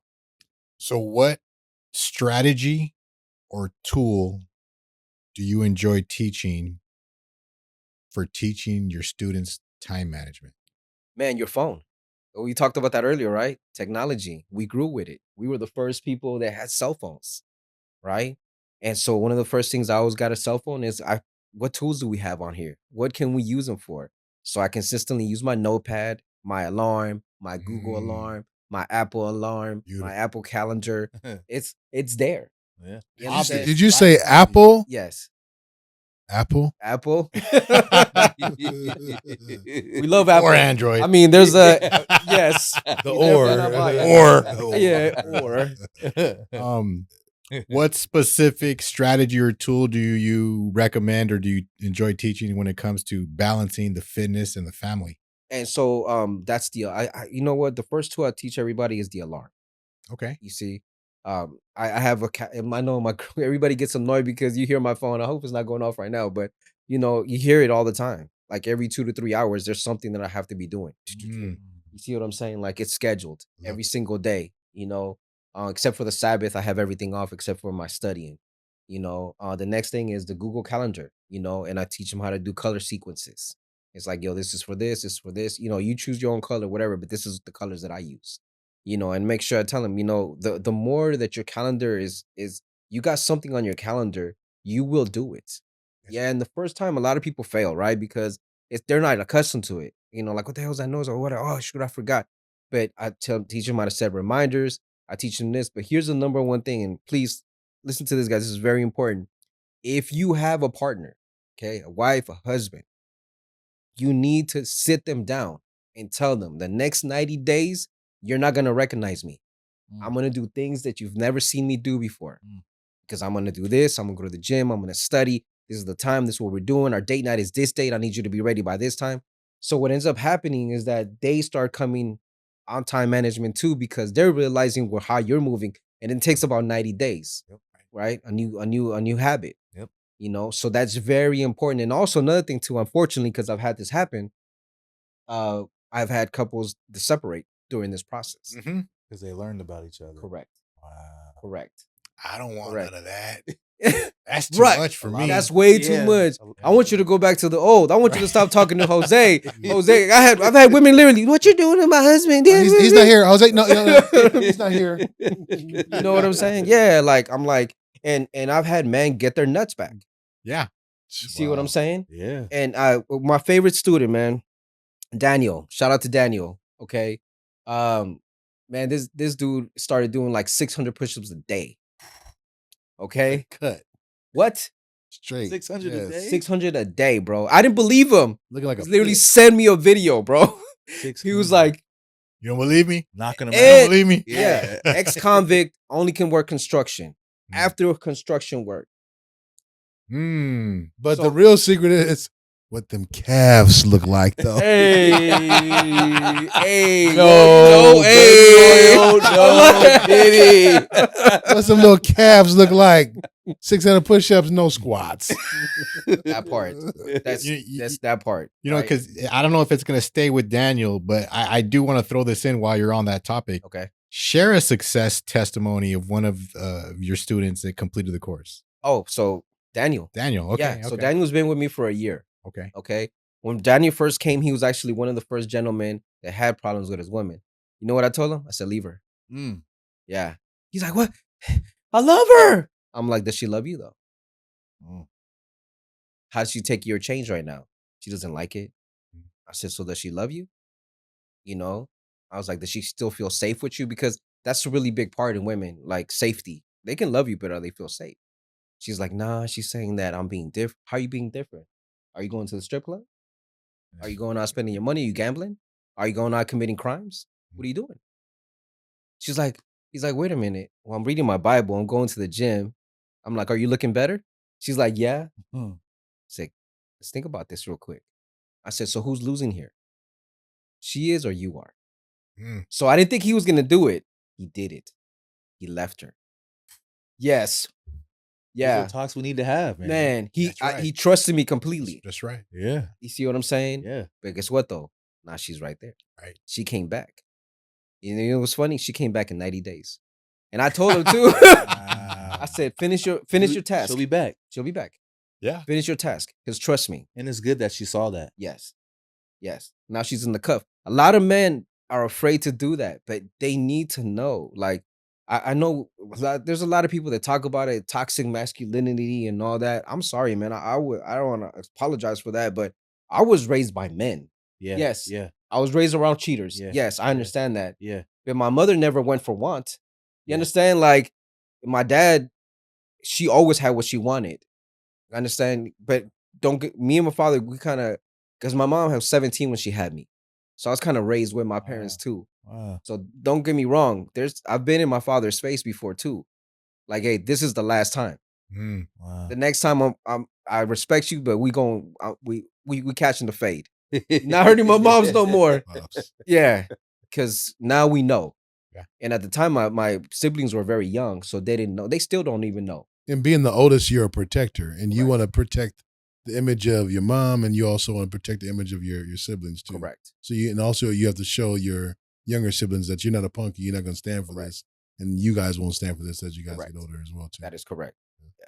Yes. I understand because I've been through a situation but this is not my part of the show. But yeah, I've been caught up in a situation as well too. So, kudos for you being a man on the Eavesdrop podcast to drop your balls just like, a man should. And hopefully this has created a good environment for you to feel like you can share these experiences and knowledge. Well, yes. I mean, I shared 2 experiences with you guys that I've never shared with anybody. Not even my girl knows. You know what I'm saying? Like, nobody knew that I was robbing Hollywood. You know what I'm saying? Like, we appreciate you. Yeah, man, D, brother, like that. I mean, oof, I feel like it's out. It's good. Yeah, it's out. So you get somebody on board who's not really fully bought into personal growth. How do you handle that?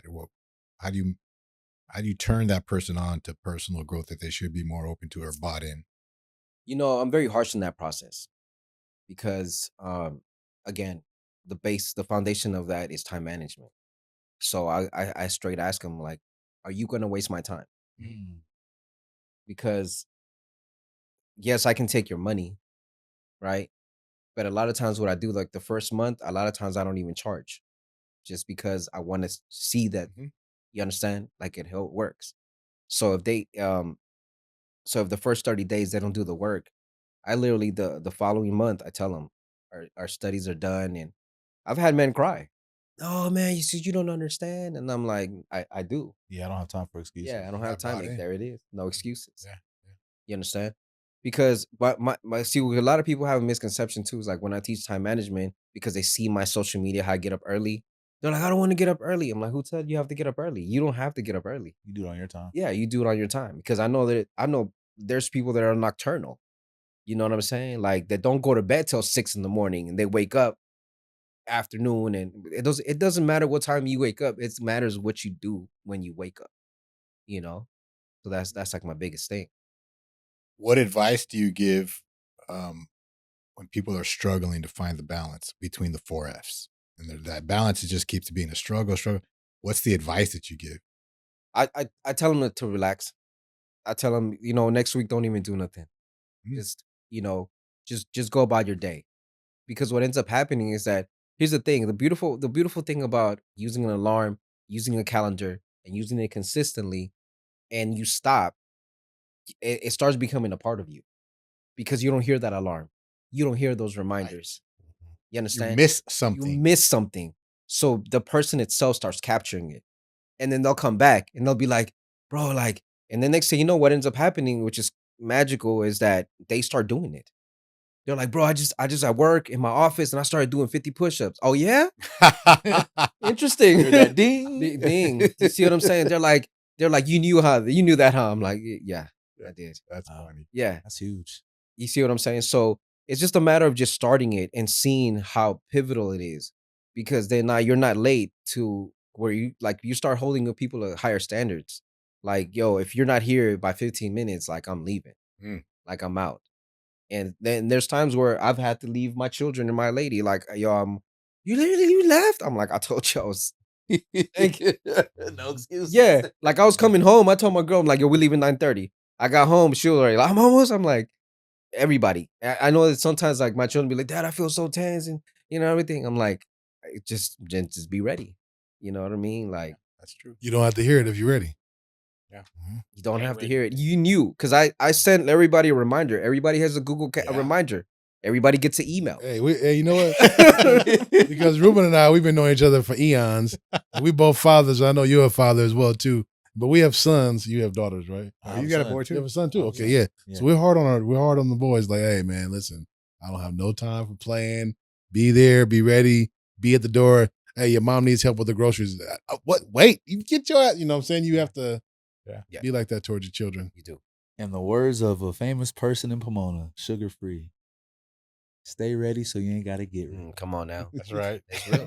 We grew up like that. You know, I really feel that our generation is the best generation. Yeah, I believe I that agree. too. You know what I mean? Like, We was really outside. yeah, Yeah, we We were were. really outside. We BMX really wasn't outside. biking, skateboarding. We were outside. yeah, Yeah. everything. So we're about to hit the fourth quarter in this game. Okay. So we're gonna close out the third quarter. Is there anything you'd like to say about your course? Or if you guys have questions about the course before we go into the I do have a question. Are you ready for the major success this year for your course to blow up? I am, man. I am. I really feel like 2024 was really that pivotal year for me where I myself got mentally ready for what's coming, Mm. because I want to be on stages. I want to be in stadiums. One of the places that I always wanted to fill up was the Ontario Toyota Center. Yeah. I've literally drive by there all the time and be like, there's times I get out of the car and like, I'm going to come talk there one day. I feel like I've always been meant for the stage. I mean, like I said, everything from ballet to poetry to salsa to acting. The Most High in Christ have always put me where, look, Yeah, go for it, brother. So you're saying you want to get involved in public speaking? absolutely, absolutely, and podcasting, as we Okay. talked earlier. This is definitely, to me, this is a sport. We're like new athletes, Yeah. where we can get those, that huge payoff right now. Yeah. You know, You definitely have a story. yeah, thank you, brother. And I wanted to touch on this earlier when you touched on it, but I think maybe now that we winded down your course conversation, we'll get into some lighter things and some philosophical things. But before that, are you willing to share about what happened to your eye when you were 5 years old? Absolutely, I would love to. What happened? Okay, so we were in Honduras at the time. The only thing, in from time to time, I have nightmares where I see the accident in my dreams. Hmm. Like, it's crazy, and I know that it's real because I've actually mentioned it to my parents. They're like, yeah, that's exactly how it happened. So I don't know how I remembered it, but I remember it. So what was happening is that we were picking up my uncle. He was leaving boot camp. So one of my uncles, he's a badass, bro. He was literally special agent in the military in Honduras. He was part of the Honduras versus Salvador War in the 1980s. Yeah, so we were picking him up. And from what I understand is that the street that we were driving, it's third world country, Yeah. was just a horrible street. And then we got hit by a drunk driver. But it was my side that we got hit. I don't know if you guys don't know, but we didn't have car seats. Or seatbelts. Yeah, we didn't have. We didn't have that. Yeah, you just walked around the car.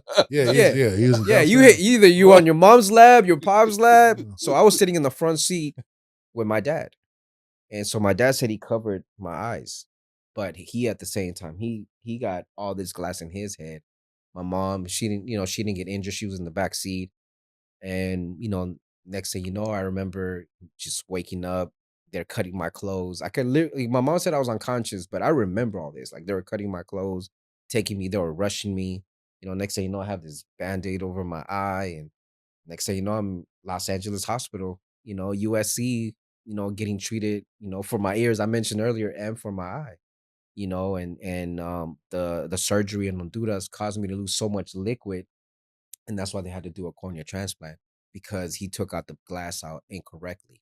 He took out the glass out of my eye incorrectly. That caused me to lose all that liquid.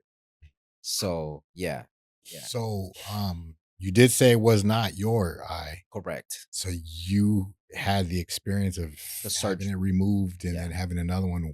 Yeah. So I used to have like a cut that was deeper than that. It literally came. I mean, you could kind of still see it, but it was just like all the way like this. So they had to open my eye, like my face, literally.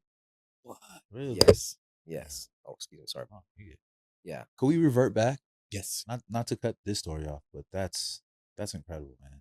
I mean, that's a story that without fail you can tell someone and it'll just humble them. But for your course, is there a way people can get in contact for your course? Oh, yes. Thank you for asking that. Absolutely, man. All my social media is the same thing. Jose G. Zelaya. My Instagram, my Twitter. my TikTok, and my YouTube. But I primarily use TikTok, Instagram, and YouTube. How do you spell it? So people So it's Jose, Joseg, and then Zelaya, that's Z like zebra, Elaya. And you can find me. Thank you, brother. I Yeah, appreciate it. yeah, Yeah. yeah. And if you guys find me on IMDb, unfortunately, after so many years of being not active in the acting world, because a lot of people ask me, they're like, bro, you're not even on. I'm like, yes, they remove you after a while. No, so yeah. But I have the movies to prove it. That's awesome. I'm watching it. I don't know if I ever watched that movie, but I'm gonna watch it. I'm gonna Thank you, watch it. brother. I want I've to see. seen Yes. I've seen all of them. Yes.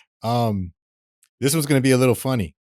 So you shared that you have some funny encounters because you get out of some traffic stops, some police encounters.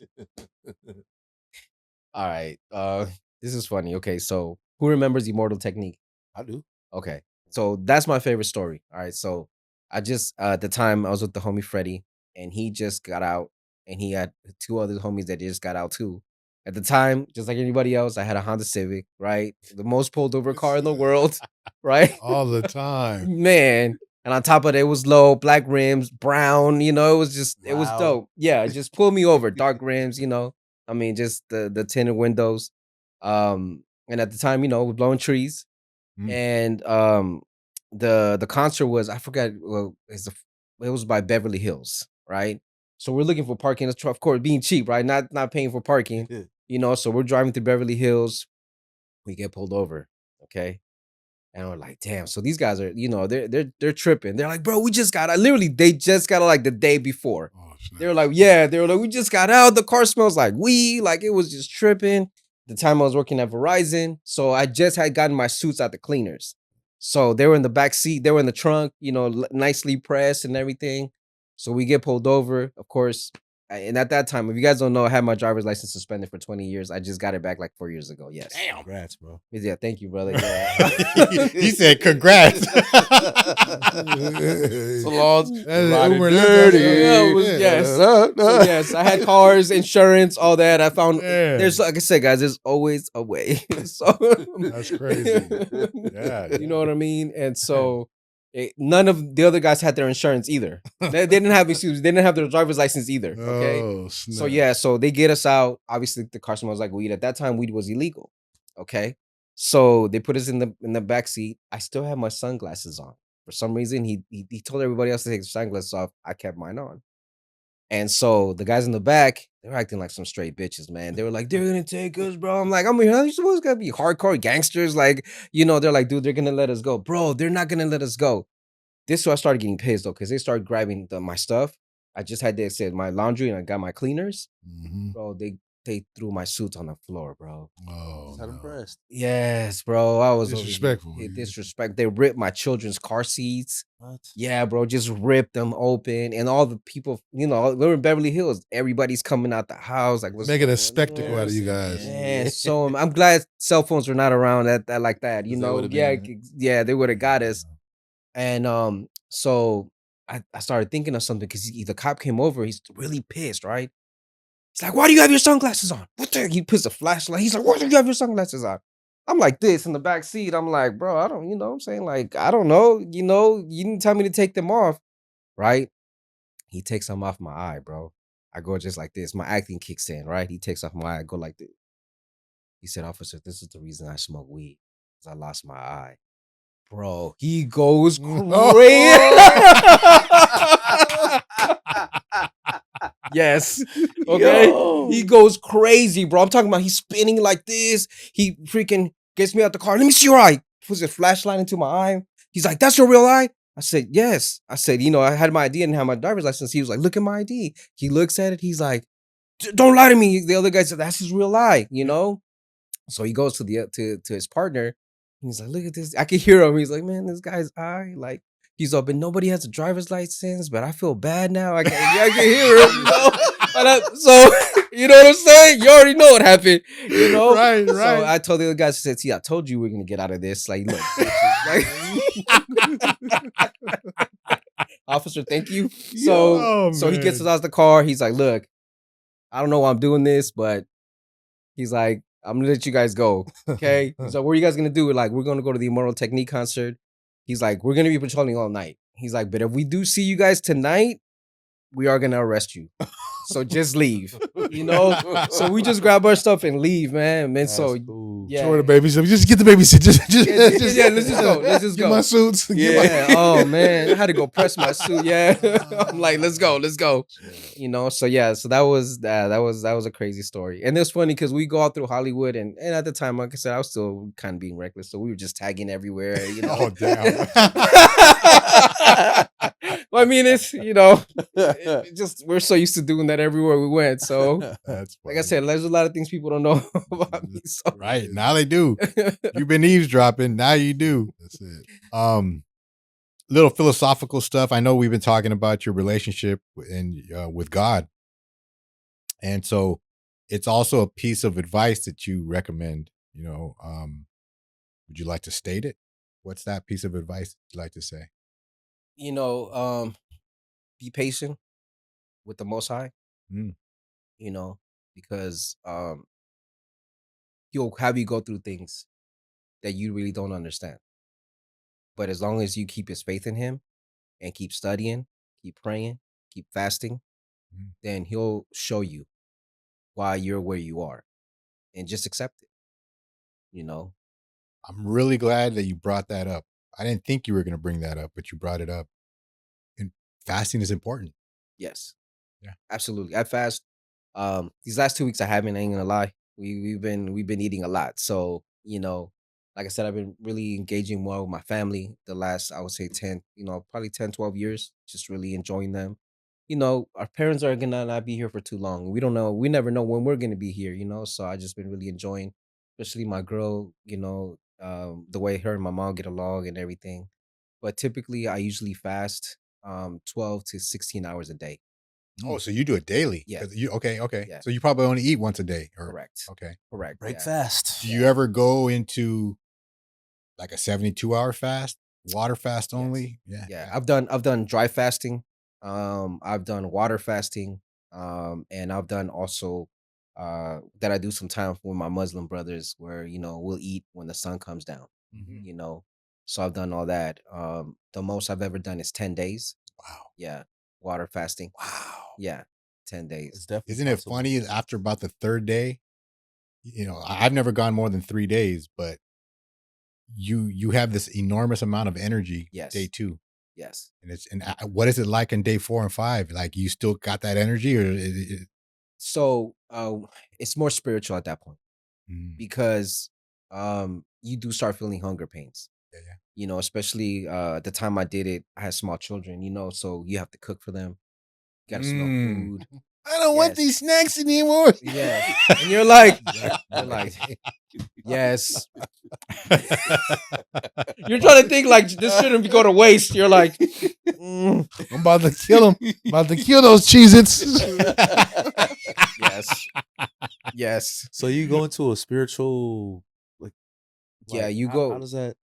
Man, like the best way I can describe it is that you almost feel, you guys remember The Last Dragon when Bruce Leroy, he kind of gets his chi? Yeah, right. I do. Right? Yeah. That's how you feel. They say you just Like so everything amplifies.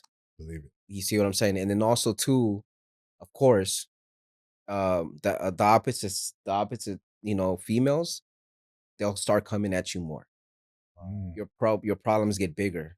mm. Yeah, so it's almost like you have to really control your emotions because you get so emotional about what's happening, and then I'm freaking hungry. And here's the biggest part that a lot of people mess up is that they tell everybody.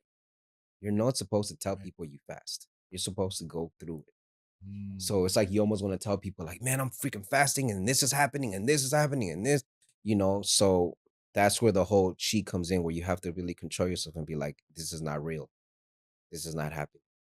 So that's why I understood Christ when he fasted for 40 days and 40 nights, while he was crying tears, while he was crying blood. Yeah. You understand? Because it like I said, everything has to be simultaneous where your mind, spirit, and body work in aligned. So yeah, you really have to remove yourself from places that are gonna tempt you, because anything can tempt you. And in your anger, is like 100 times. Because remember, you're hungry, Snap. right? And you're not doing it because you don't have it. You're doing it for a purpose. You see? Yeah, exactly. So you got a couple of things that you had give us some feedback on, and I kind of want to ask you about it. You said that people should be asking more. These are things that people in life, they should be doing more of this, and they should be asking what's in it for me. Elaborate on that. So, I'm huge about being selfish. And I know that, the Christian world or people that believe in the Bible, they see that answer sometimes and they be like, what do you mean? And again, it goes back to the first F. You have to be selfish with yourself. You have to. It's like, for example, there's times where I just want to watch a movie by myself. My girl, sometimes she gets mad. And I'm like, go do that too by yourself. Like, it's okay. You need to find separation of everything, because one of the things is you have to remember you came alone, you're going to leave alone. So you have to also learn to be alone. You understand? Go to the movies by yourself, go to the mall by yourself, do things by yourself, go to the beach by yourself. You have to do these things, and it's not because you're being selfish in a bad way. You're being selfish in a good way, because a lot of times when I take those selfish times is, am I being a good husband? Am I being a good father? Am I being a Introspection. good provider? Correct. And if you don't have time to think of those things, then how can you become better? Like that. That's huge. You got to course correct. Yeah. Man, always, every day. That's huge. You touched on this earlier, but I like to give a moment to see, what else you're going to surprise us with. So you're a businessman. Yes. You were in film, Yes. professional salsa dancer. What's your relationship with women? Oof. Because here's the thing. I decided a long time ago, like I mentioned earlier, that they're easy. And I think that if more men would believe that confidence that they're easy, there wouldn't be so many single men. You understand? Especially in today's time. Like today's time, the rate of single men is incredible. That's why you're going to see a lot of prostate cancer. A lot of people don't know, but prostate cancer is the lead of no sex. That's how you know when somebody ain't smashing. Wow. Glad I ain't got that problem. Shit. I'm just saying, people have to know the truth. Damn. So when somebody, the man tells you, yeah, I'm like, oh, damn. What? You ain't smashing. Damn. All right. Yeah, man. Well, Yeah, it's my last couple days. I just you like, damn. You could have been hitting like twice a week at least. Hey, the doctor checked. She your said prostate. no. Yeah, it's so healthy. You're like, yeah, 3 times a day, doc. Oh, Wow. Woo! I never heard that one. All right. yeah, man. So with that being said, I do believe in polygamy. Okay. Now, of course, all my ladies have always asked me, like, and the reason that too that I believe in polygamy, believe it or not, is like my first 5 relationships, they were all bisexual. It's just like for some reason that's what I don't know what it was during that period of time. Like Princess taught me a lot, because Princess was my first girlfriend that wasn't jealous. So it was different, because she'd be like, look at her, that babe, look at that girl. So I got so comfortable with that, that became my standard. So when I was being with jealous women, it was so different for me. Like, well, hey, yeah. And even the mother of my children, a lot of people don't know this, but the biggest reason I picked her, because first, she was my first non-bisexual girl. She was a believer. And also, um, she loved beautiful people. Like, she just loved beautiful people. So everywhere we went, she would get me girls to dance with me, because that was her thing. She would love to see me dance with other women. So it's like when I got a jealous woman, especially like the women I have now, she's super jealous. And I understand the love now with it, but it throws me off, because I'm not used to that. I'm used to being free range, you know, just because of the way that I deal with women too. Right. You know what I mean? Because I come at them very friendly, very open. I don't judge them. Because here's the thing, guys, and this is very important. Listen to this. Never ask a woman about her past. If you do, leave her. Because 1, she's not going to tell you the truth. And 2, you can't handle it. So, okay, never. I've never asked my women their past. Never. Okay, because one of the biggest things my great grandmother told me, and I'll say it in Spanish, she said, "Con jabón se lava todo." All right. So in English, it means with soap you can wash everything. So you know what I mean? And so I always took that, and that's why I've never. And I think that's another reason why my relationship has been good with women, because I don't judge them. whether you're a stripper or whether you're a church going girl, I treat you the same. My love is the same. My respect is the same. You understand? Can I ask a question? Absolutely. What if they bring up their past? You tell them I don't want to hear it. I don't want to hear it. And the reason they bring up the past is a game. This game right here. The reason they bring up the past because they want to know your past. Because the moment you ask that your past, you have to give your past. So if she openly says, "Well, I was a freak. I was a freak," you'd be like, "Hey, that's you. That's on you, girl." You know what I'm saying? Literally, Thank you. You was okay. That's literally my answer. I'm like, yo, that's why you here, girl. I roll up. Roll up. He's like, break that down. I'm just saying, but I mean, if men really understood like how simple, like and give it to my OG Kasak, thank you for this advice. Because he's the one that really helped me grow a lot too with women. He told me, he was like, if you start treating women like your daughter, you'll start treating them better. That's true. I don't have a daughter, but That's true That's though. deep. That's actually very. You see what I'm saying? I got Probably 2 not. daughters, and I corrected a lot of my behavior because you start to think about them, and so your relationship with your daughters.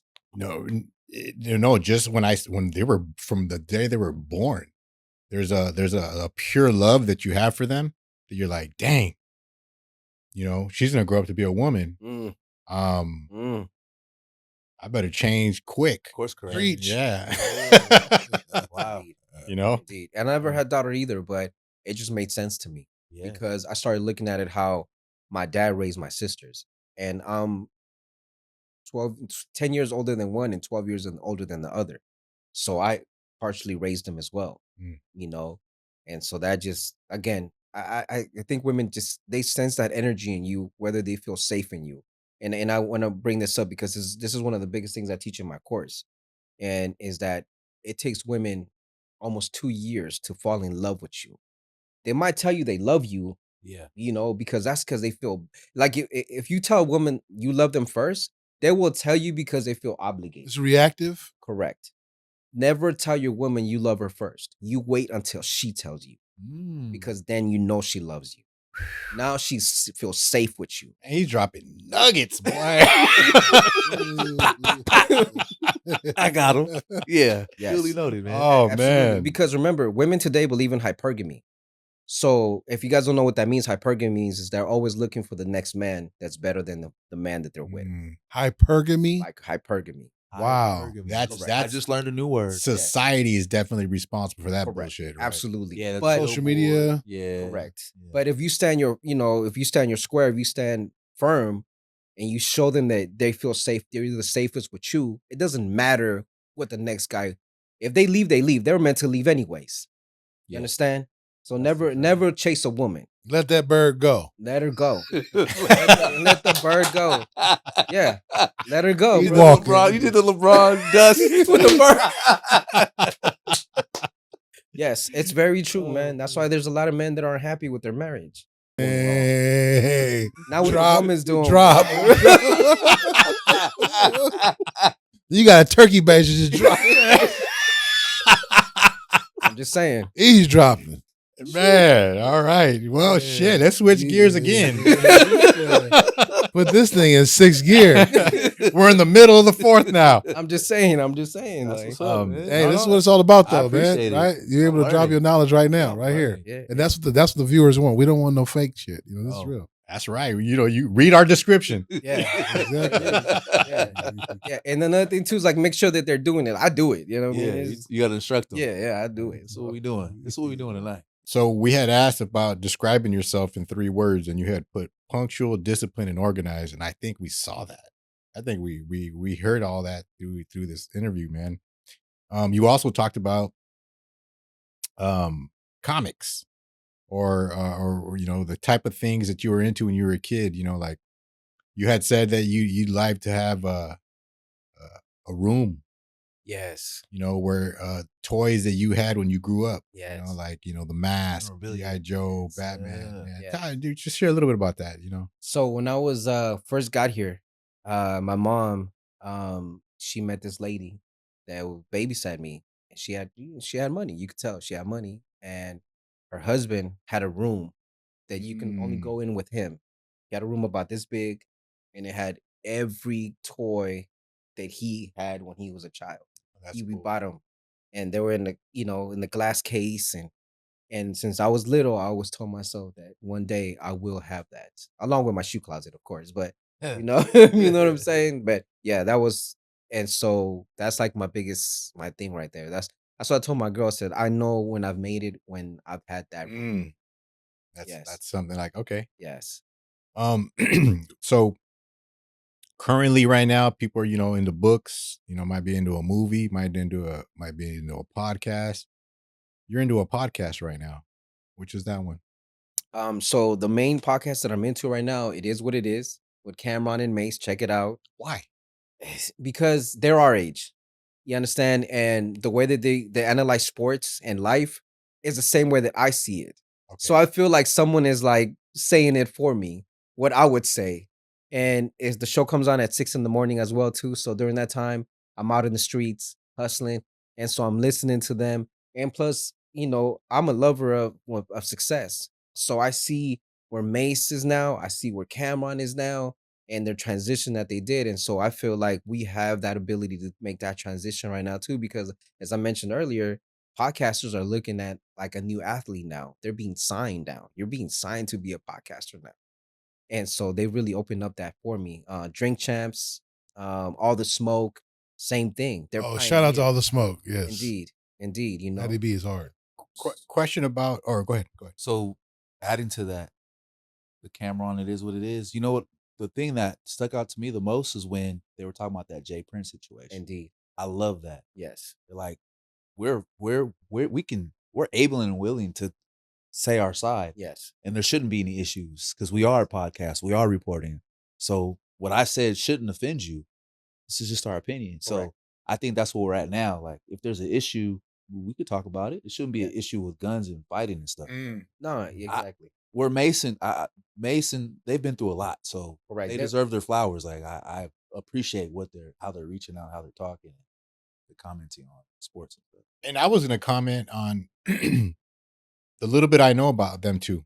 So Mace, got away from the industry, and got into a spiritual walk himself. Correct. And then Cam was always what you would call a positive rapper. Yeah. And so has that carried through the years with them, where Cam continues to be that positive guy, and then Mace still has a spiritual walk, and then that carries into the podcast? Well, Cam, he's always been a great marketer because, even though he was a lyricist, he always moved around to what was successful at that time. Like for example, one of his big products is as Pink Horse. Yeah. Yeah, his Viagra, Pink Horse. Yo, we ready. Yo, Cam, send us affiliate, man. We ready to sell it Yeah, for we you, need a bro. link. For real. You know what I'm saying? Yeah. And Samples too. Yeah, samples. Prostate Yeah, issues. we need to. We trying to avoid those prostate issues. Yeah. We Get my must reps sample. up, Cam. I'm getting my reps up. We must sample. Indeed. Oh man. Woo. So he was very intelligent because he saw a market. So the thing about Cam that I respect him a lot is that anytime he saw open market, he went for it. You see, because he made such a huge movement with the rap music as far as the business side. See, a lot of people don't know the Cam business side of how he was able to succeed. You understand? And a lot of people might call him a copycat or whatever the case may be, but so what though? It worked, and he's here, and he's now relevant to what's happening. Selfish. And there it is. Mm. You see what I'm saying? Like, see how that positive selfishness works? Man. If you really look at it, right? But we've been taught again that toxic masculinity is people are against it. Yeah. You The understand? left that pushed that for so many damn years, but Correct. that's another topic. Correct. Yeah, indeed. So, and as far as like Mace, I respect him because it's hard, man. It's hard. Like one of the biggest battles that I battle all the time is like not smoking weed, especially because I teach the scriptures. And I know I'm against we're not supposed to smoke. Like there's nothing wrong with the trees, but it's just we're not supposed to smoke. And again, this is another thing that I publicly say because I want to leave everything on the table to let people know, hey, there's things that I still work on as well. My difference is that I maintain discipline, as I mentioned. That's the difference between me Like you wouldn't even know. For years, people didn't even know I smoked trees. Like did not know.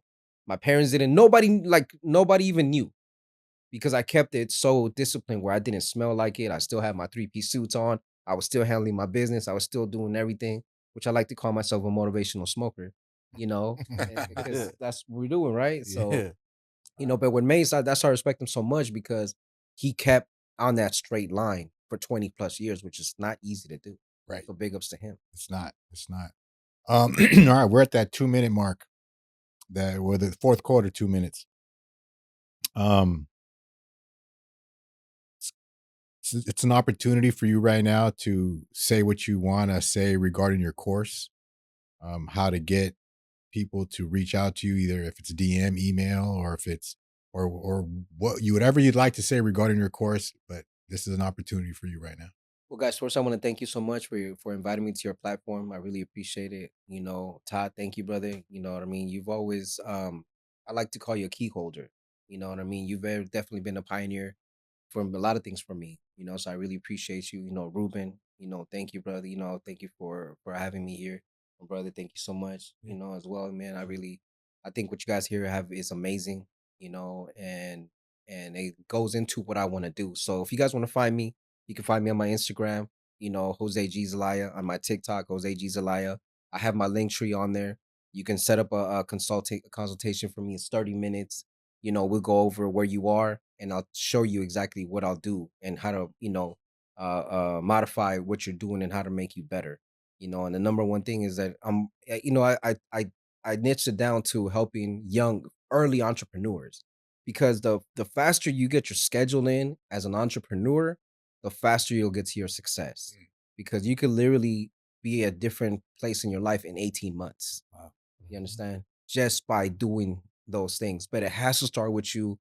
And you have to put your foot down. That's one of the number one things that I teach you in my course. You have to learn how to put your foot down because it's very important. Not to say again, it's not about being a macho man or anything like that. It's about learning how to be selfless to yourself first and understanding that you have to love yourself first before you can do anything else and love others, because your love will grow for your children, for your wife, for yourself, for everybody. They'll see it. Trust me. If they trust the process with you, they will see it and they'll start doing it too. Beautiful. Beautiful. All right. And to wrap up, I just got 2 last questions. You mentioned something very interesting. Your answer was very interesting. It was pretty awesome. If you can eavesdrop in any type of situation, historical conversation, what would it be? And you put the Last Supper. Wow. Yeah. Yeah. You could eavesdrop. You wanted to be there to kind of just take in what was going on, or you think you even wanted to participate, like say something, be one of the disciples, or just eavesdrop? You know what? That's a very great wow. Because I always think about Peter, right? Because remember Christ told him that the cock will crow 3 times. Will you deny me 3 times before the cock crows? Yeah. And I always ask myself, would I ride with him and pick up the cross with him, or would I deny him? Because remember, at that time, people were being fed to the lions. Yeah. Or they were being crucified, which a lot of people don't know. So let me say this, and why I never, because a lot of people ask me, I never see you with a cross or anything. The reason you never see me with a cross is because the T represents Tammuz. Tammuz is a heathen god. He's the son of Nimrod and Semiramis, which are the original Babylonians, which the Catholic religion comes from. Okay, so the T was actually used to sacrifice to their gods. That's why the cross was being used, the tree and all that. So, that's the reason Christ was being crucified in that way because they were sacrificing to their God. So I always think about that. It's really just I wanted to feel that experience of how was Christ feeling knowing that he had to take on this because he couldn't walk away from it anymore. He knew that he was going to get crucified. That's right. So I don't know if I would have been emotional. I don't know if I would have been a writer. I always tell myself I probably would have been a writer, to be honest with you. But then again, you never know until you're in a situation. But I definitely wanted to feel that emotion. I feel bad, for Judas, like the way he was used to cross Christ because he was used. He knew that once he gave him up, what was going to happen to him. So I just wanted to feel all that emotion. So Heavy. It's pretty powerful right there. Heavy. All right, last question. Bucket list. You put the Salvador Dali Museum in Barcelona. Yes. Why? Um, so when I was in college, I was introduced to him. And at the time I had like crazy girlfriend, like artist. We do all kind of crazy stuff together. That's when we watch a lot of kung fu movies. But she introduced me to Salvador Dali. When I was filming SpongeBob SquarePants movie, we filmed in St. Petersburg, Florida, without me knowing his other museum is there. So I got to see that one, but to go to the one in Barcelona, it's even bigger because he's actually buried underneath his museum, and you can actually look down at him. What? Yes, so I wanted to see that in the actual real painting because his wife is the most painted woman in history. Wow. And just really, I fell in love with him the most because he's actually the second. His older brother was Salvador Dali, the original, Really? but he died. I believe he was a year old when he died. So they had him and his dad being, they call him an arrogant man at the time, being arrogant, he named him Salvador Dali, but he never had the same relationship. So he always shunned him. So he turned to art, you know. Wow. Yes. That's deep. Well, Jose, I want to thank you for being open, honest, sharing all that knowledge and wisdom that you did. I actually love the show. I loved it. I loved all your answers, your engagement, and I'm sure that these gentlemen here feel the same. But if you guys have any, Absolutely, man. I appreciate you believing and trusting in me MD. for as many years as you have, and knowing that I would never steer you in the wrong direction. And I hope that this platform has provided an opportunity for all of us Yes. to shine a light upon other people on who you really are. Thank you, man. I really appreciate you, man. Thank you. Thank you, man. Thank you. Thank you for Absolutely. taking the time to come and share, your personal, even though you've Right. never shared them. We appreciate you for that, man. Thank you guys, man. I really appreciate the love, man. Instantly, I just felt warmth. You know what I mean? Like, thank you. Thank you so much. I mean, as I mentioned to you on the phone, this is literally how I wanted to end 2024. So it's crazy to be here. beautiful, beautiful. Yeah. All right. Well, audience, this was Jose G. Thank you for tuning in. This is the way we're wrapping up 2024. Get ready for 2025. Blessings, guys.